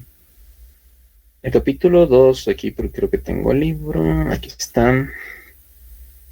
El pobre computadora no descansa porque esto lo vi ayer en la noche y prácticamente átomos, moléculas y iones, capítulo 2, ¿no? Definitivamente los átomos aunque es un poco contradictorio su nombre, ¿no? Aquí vamos a poner la presentación. Este es de química 2, este es de química 1. Un poco contradictorio el nombre porque átomo significa sin división, pero ya les mencionaba, ¿no? Los átomos se pueden dividir, pero en partículas subatómicas, ya no en materia más simple, ¿verdad? Bueno. nosotros tenemos que empezar, bueno, como, digamos que un poco viene un poco de lo que tiene que ver con la teoría atómica, ¿no? Pues sabemos, y esto todavía yo les mencionaba, las teorías que han habido a través del tiempo, pues son modelos al final, ¿no? Y un modelo, pues es una representación de la realidad, de una parte de la realidad. Obviamente esos modelos y esas teorías que se fabrican a partir de estos modelos, o viceversa, ¿no? Pueden ser las teorías que se fabrican a partir de los modelos o los modelos que se fabrican a partir de las teorías, ¿no? El punto es que, porque hay digamos, hay una relación allí entre estos dos conceptos. Entonces, les mencionaba que todo esto nos da una visión parcial. Yo casi nunca digo, bueno, es que está mal, ¿verdad? Tal vez lo menciono así, pero para que tengamos esa idea, pero lo que tenemos que entender es que a lo largo de la historia, nuestra conceptualización del átomo ha ido cambiando, pero es con base siempre en buscar explicar una parte del comportamiento de ese átomo, ¿no?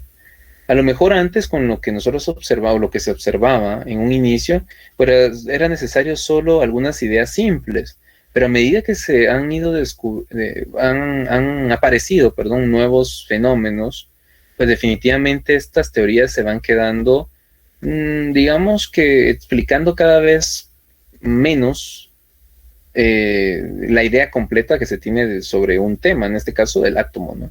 Cada vez estas teorías pues sí siguen teniendo base, pero digamos que solo es esa base inicial, ¿no? Partiendo desde las ideas de Demócrito, ¿no? Que decía que el átomo era prácticamente la unidad indivisible de la materia. Pero recordemos que los griegos pues no es que... Esa idea es una idea filosófica, es una idea producto de una elaboración mental, pero que no tenía en este caso una experimentación. Simplemente se decía, bueno, filosóficamente, pues la materia va a llegar a un punto en que ya no se va a poder dividir, ¿no? Y esa fue la idea de átomo, ¿no? Que empezaban y pensaban, bueno, los elementos, que en ese caso los griegos no eran el concepto de elementos que tenemos nosotros, ¿no? Sino que era elemento, por ejemplo, el fuego, la tierra, el aire, el agua, son los 4 elementos, ¿no? Pero ellos le llaman elementos como parte composicional, llamémosle así, o de todo lo que existe, ¿no? Pensaban que todo lo que existía estaba formado por estos 4 elementos en diferentes presentaciones, ¿no? Pero no, definitivamente no tiene nada que ver con el concepto de elemento que nosotros tenemos ahora. El punto acá es que entonces, desde esa idea que se tenía de que va a llegar un punto en que la materia no se va a poder dividir, y ese punto o ese concepto, ¿no? Que engloba justamente la idea de que en ese... que la materia no va a poder dividirse, le dieron el nombre de átomo, ¿no? Entonces eso fue desde los griegos y se le atribuye a Demócrito. Recuerden que pues, la historia antigua es un poco, bueno, de saberla, pero también recuerden que siempre la historia aquí nos garantiza que así ha sucedido, ¿verdad? Como bien dicen, muchas veces la historia es escrita por los ganadores o los más poderosos al final, ¿no? Y lo queremos ver así, ¿no? Definitivamente, pues tiene mucho que ver eso. Pero el punto es que se le atribuye a Demócrito y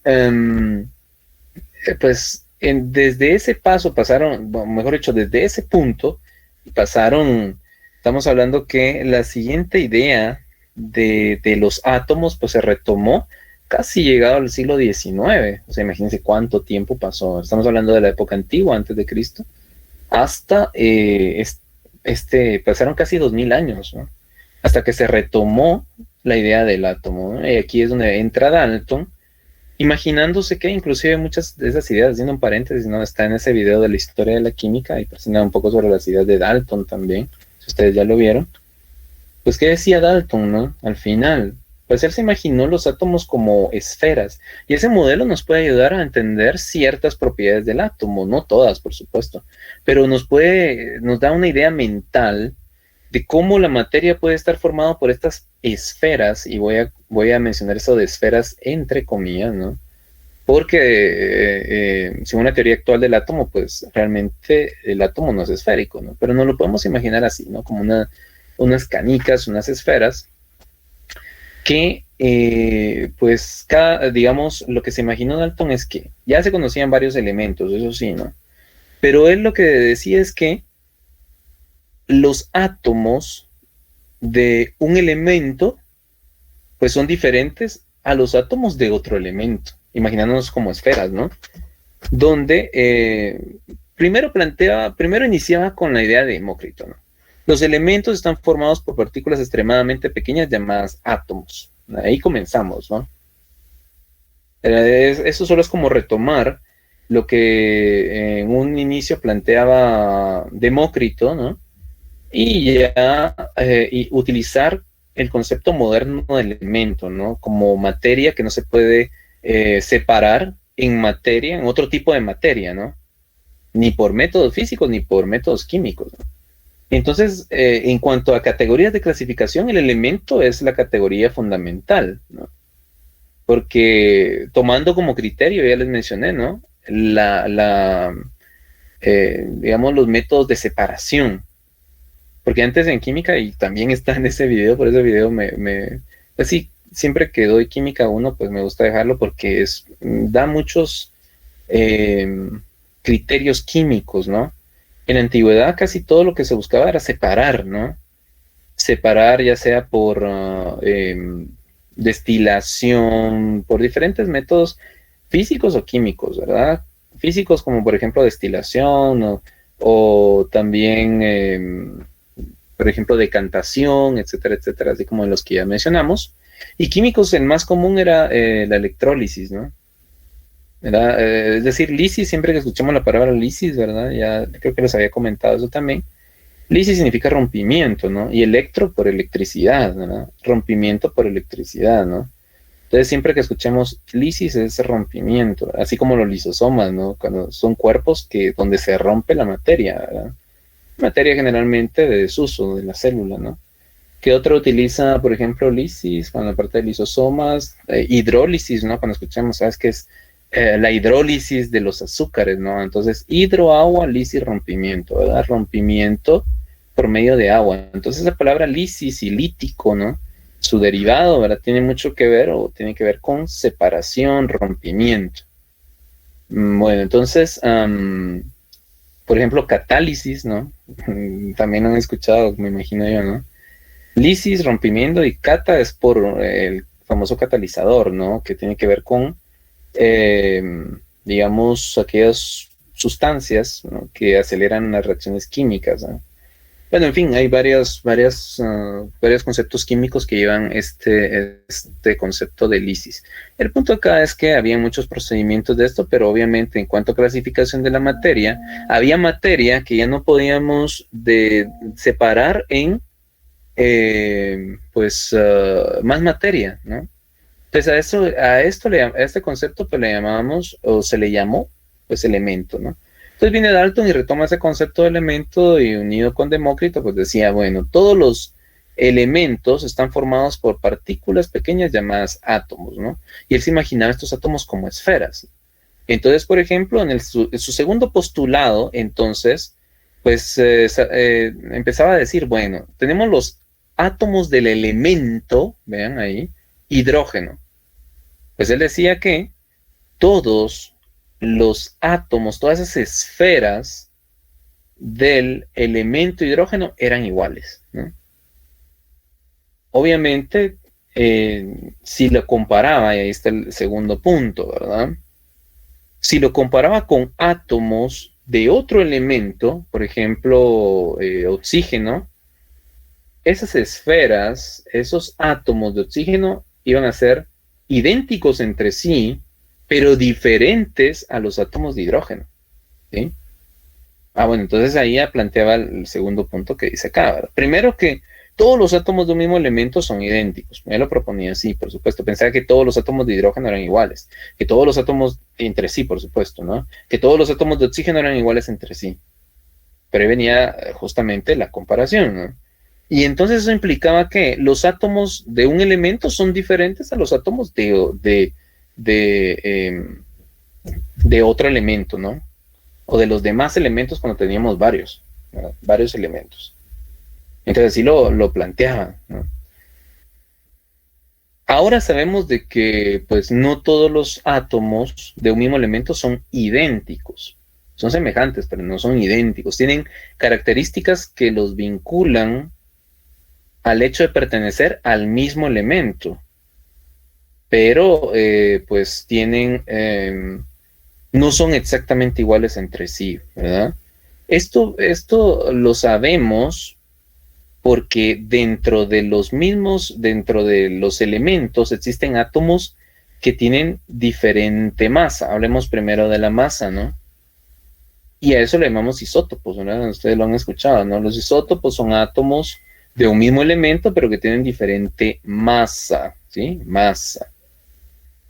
Que obviamente tiene una implicación en cuanto a partículas subatómicas, pero no la vamos a mencionar todavía porque no hemos entrado al aspecto de partículas subatómicas.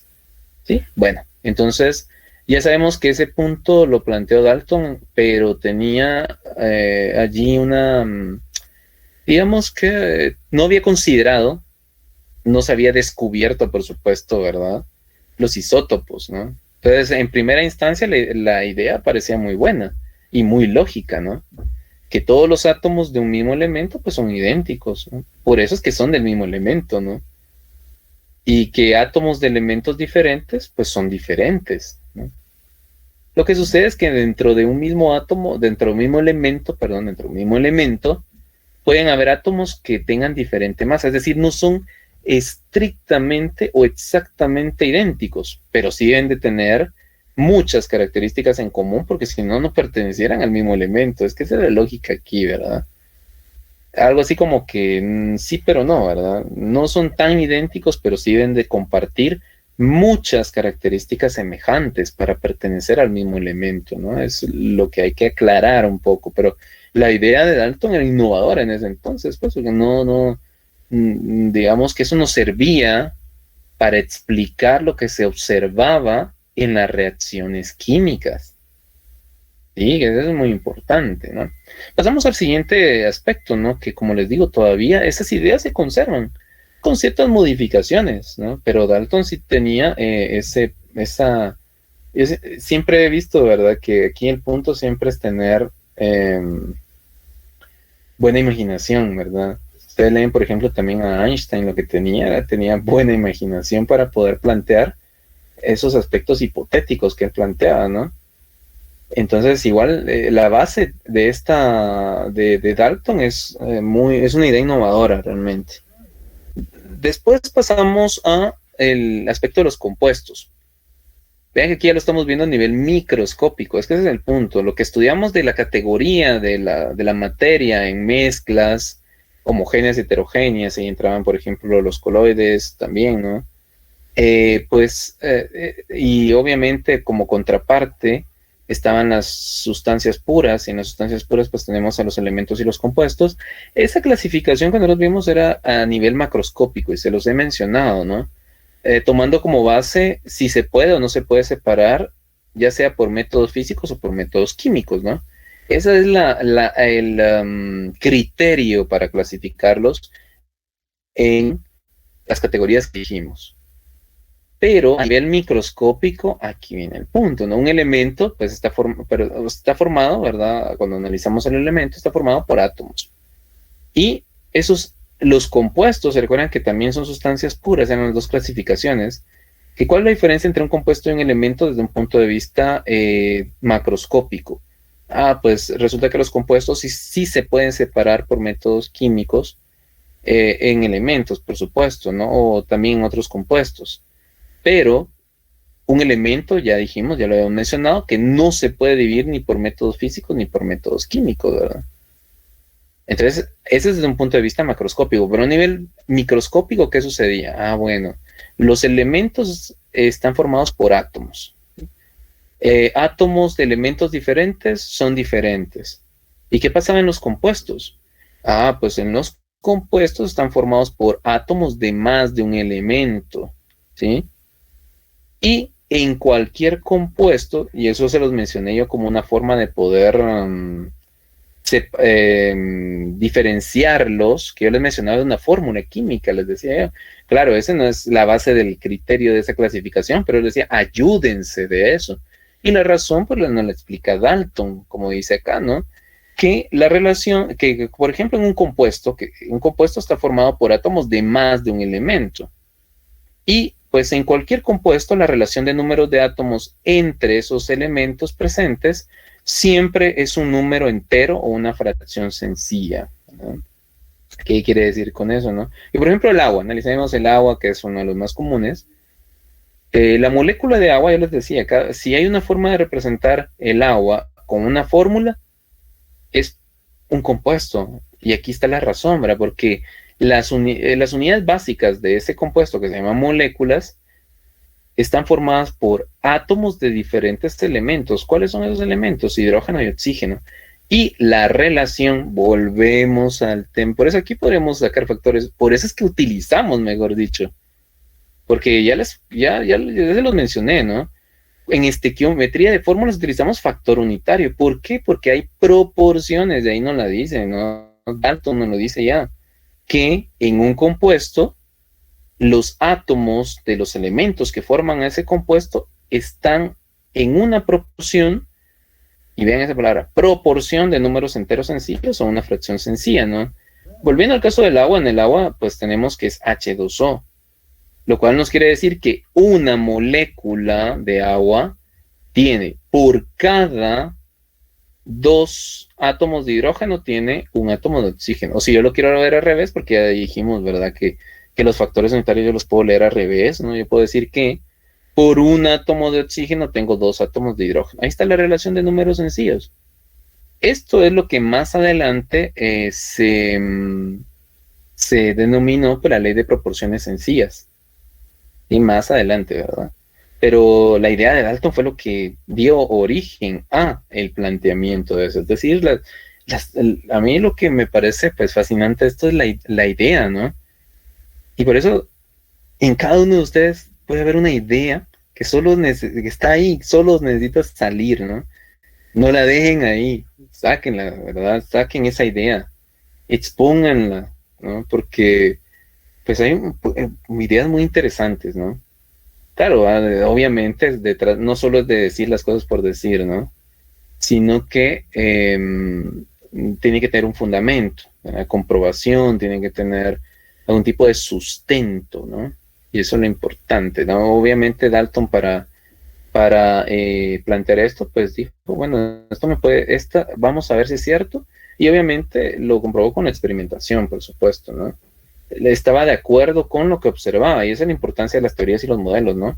Que sean capaces de explicar y, muy importante, aparte de explicar, predecir. Es que esa palabra es muy importante, que es lo que justamente, si ustedes leen un poquito y también está en el video, como ese video es muy importante que lo vean, ¿no? Cómo fueron descubriendo la tabla periódica, ¿no? La tabla periódica primero vieron que habían comportamientos similares, tanto físicos como químicos, de los elementos, ¿no? Pero colocándolos de cierta manera se podían predecir el comportamiento de ciertos elementos que ni siquiera se habían descubierto, ¿no? Entonces las ideas innovadoras, por ejemplo, en cuanto a la ciencia, ¿verdad? Tienen también la peculiaridad de que, aparte de poder explicar los fenómenos que se observan en la naturaleza, pues también tiene esa capacidad de predecir, porque muchos decían, bueno, si lo puede predecir es algo pues importante porque sirve para explicar modelos de naturaleza, ¿no? Lo mismo le pasó a Einstein con su teoría de la relatividad, ¿no? Primero la relatividad especial y después la teoría de la relatividad. Una idea muy innovadora, pero no fue hasta que se pudo demostrar mediante un eclipse, ¿no? En un eclipse, mejor dicho, se comprobó la idea, ¿no? Hubieron varios intentos fallidos, ¿no? Bueno, un intento fallido, ¿no? Cuando empezó la Guerra Mundial, ¿no? La Primera Guerra Mundial. Pero bueno, es interesante también conocer los aspectos históricos, ¿no? Pasaría también ratos ahí hablando de esto, pero lo importante es ver la teoría aquí atómica, ¿verdad? El punto es que, bueno, tenemos esa idea el tercer punto que ustedes observan ahí dio origen a la ley de la conservación la ley de proporciones sencillas, ¿no? La tercera que vemos acá, ¿verdad? Donde dice que en cualquier compuesto la relación de número de átomos entre dos de los elementos presentes siempre es en un número entero o una fracción sencilla, ¿no? Siempre van a estar en proporciones. Eso es lo que le da sustento también a la estequiometría de fórmulas que estudiamos, como el ejercicio que acabamos de ver también, ¿no? Está con base en esto. Y como cuarto paso, y eso también es una forma de explicar las reacciones químicas. Vean, Dalton empezó con explicar los elementos, cómo estaban conformados, solo que él se los imaginó como esferas, ¿no? Comparó los átomos de elementos diferentes, dijo que eran diferentes. Tercero, planteó que en un compuesto los átomos de los elementos se encontraban en una proporción de números sencillos, ¿no? Proporción, clave ahí, en el concepto clave en el punto 3. Y el punto 4, que creo que se me acaba el tiempo, quiero ver. Sí, ya estamos sobre el tiempo. El punto 4, de aquí vamos a terminar, ¿verdad? Dalton lo que explicaba es que en las reacciones químicas, pues, ¿qué sucedía? Pues los átomos se separaban y después se volvían a unir, pero se unían de manera diferente. Ya no se unían tal como estaban al inicio, ¿no? Y esta idea es muy, digamos que es una forma peculiar de ver lo que en realidad sucede, ¿no? Que sí sucede una separación, un reordenamiento, pero claro, ahí van ideas de termoquímica y termodinámica, ¿no? Las famosas reacciones espontáneas, ¿no? Endotérmicas, exotérmicas, que no es lo mismo que endergónicas, ¿no? Que tienen conceptualizaciones, se parecen pero no son iguales, ¿no? Es muy diferente endergónica que endotérmica, por ejemplo, pero tiene ciertas explicaciones adicionales, pero la idea fue muy innovadora, ¿no? Los compuestos que están formados por átomos, ¿no? Lo que no decía aquí, obviamente, porque todavía no tenía los conceptos de termodinámica ni termoquímica, es por qué o debido a qué se separan. Pero sí es eso lo que sucede. Los átomos se separan. Ya sabemos que los átomos están unidos ¿por qué? Por enlaces químicos, que es el tema de las posteriores unidades, ¿no? Entonces, de una u otra manera, esos átomos se separan y después se vuelven a unir, pero ya no se unen de la manera en como estaban unidos inicialmente. Es decir, aquí en una reacción química tenemos un estado inicial y un estado final. En un estado inicial los átomos estaban unidos de una manera y en el estado final aparecen unidos de otra manera, ¿sí? Lo que no, obviamente, ese modelo de caja oscura, lo que no explica es por qué sucede y qué sucede en el intermedio, ¿no? ¿Por qué es que se unen de esa manera en particular? Pero en realidad no era el objetivo de la teoría explicar eso. El objetivo de la teoría era decirnos cómo están involucrados los átomos en las reacciones químicas. Y el punto 4 nos lo aclara, ¿no? Entonces, compañeros, perdón, lo voy a dejar hasta acá. Ya es momento de que ustedes lean su capítulo 2 del libro, ¿no? Y vamos a empezar ahí a ver los demás conceptos que tienen que ver con la teoría atómica, ¿verdad? Entonces, compañeros, siempre estén atentos a la sesión ahí vamos a seguir haciendo problemas ahí, por supuesto. Y soy esperen más o menos el enlace como a las 8:30, 9 menos cuarto, por ahí, por favor. Para los que deseen, por supuesto, no es obligatorio, ya les dije. Entonces lo vamos a dejar aquí, compañeros. Siempre no se les olvide llenar su formulario de asistencia. Y pues estén pendientes ahí el material que se va a publicar, ¿no? De los problemas, ¿no? Para practicar más, por supuesto. Entonces, compañeros, no sé si hay alguna inquietud, alguna pregunta. No sé si se escuchó bien también, porque a veces he tenido problemas que no se escucha bien, pero espero que se haya escuchado bien. Y pues si no hubieran preguntas, pues nos escuchamos ya mediante el día de mañana. Creo que no sé si escribieron algo aquí. No entendí lo del signo de interrogación, ¿verdad? Pero es aquí, perdón. Es que venía con otro. Ya comenzaron a leer el capítulo 2. Pues ya comenzamos hoy el capítulo 2. Nos irá a servir en Química 2. Sí, el libro de Chan les sirve hasta la Química 2 también.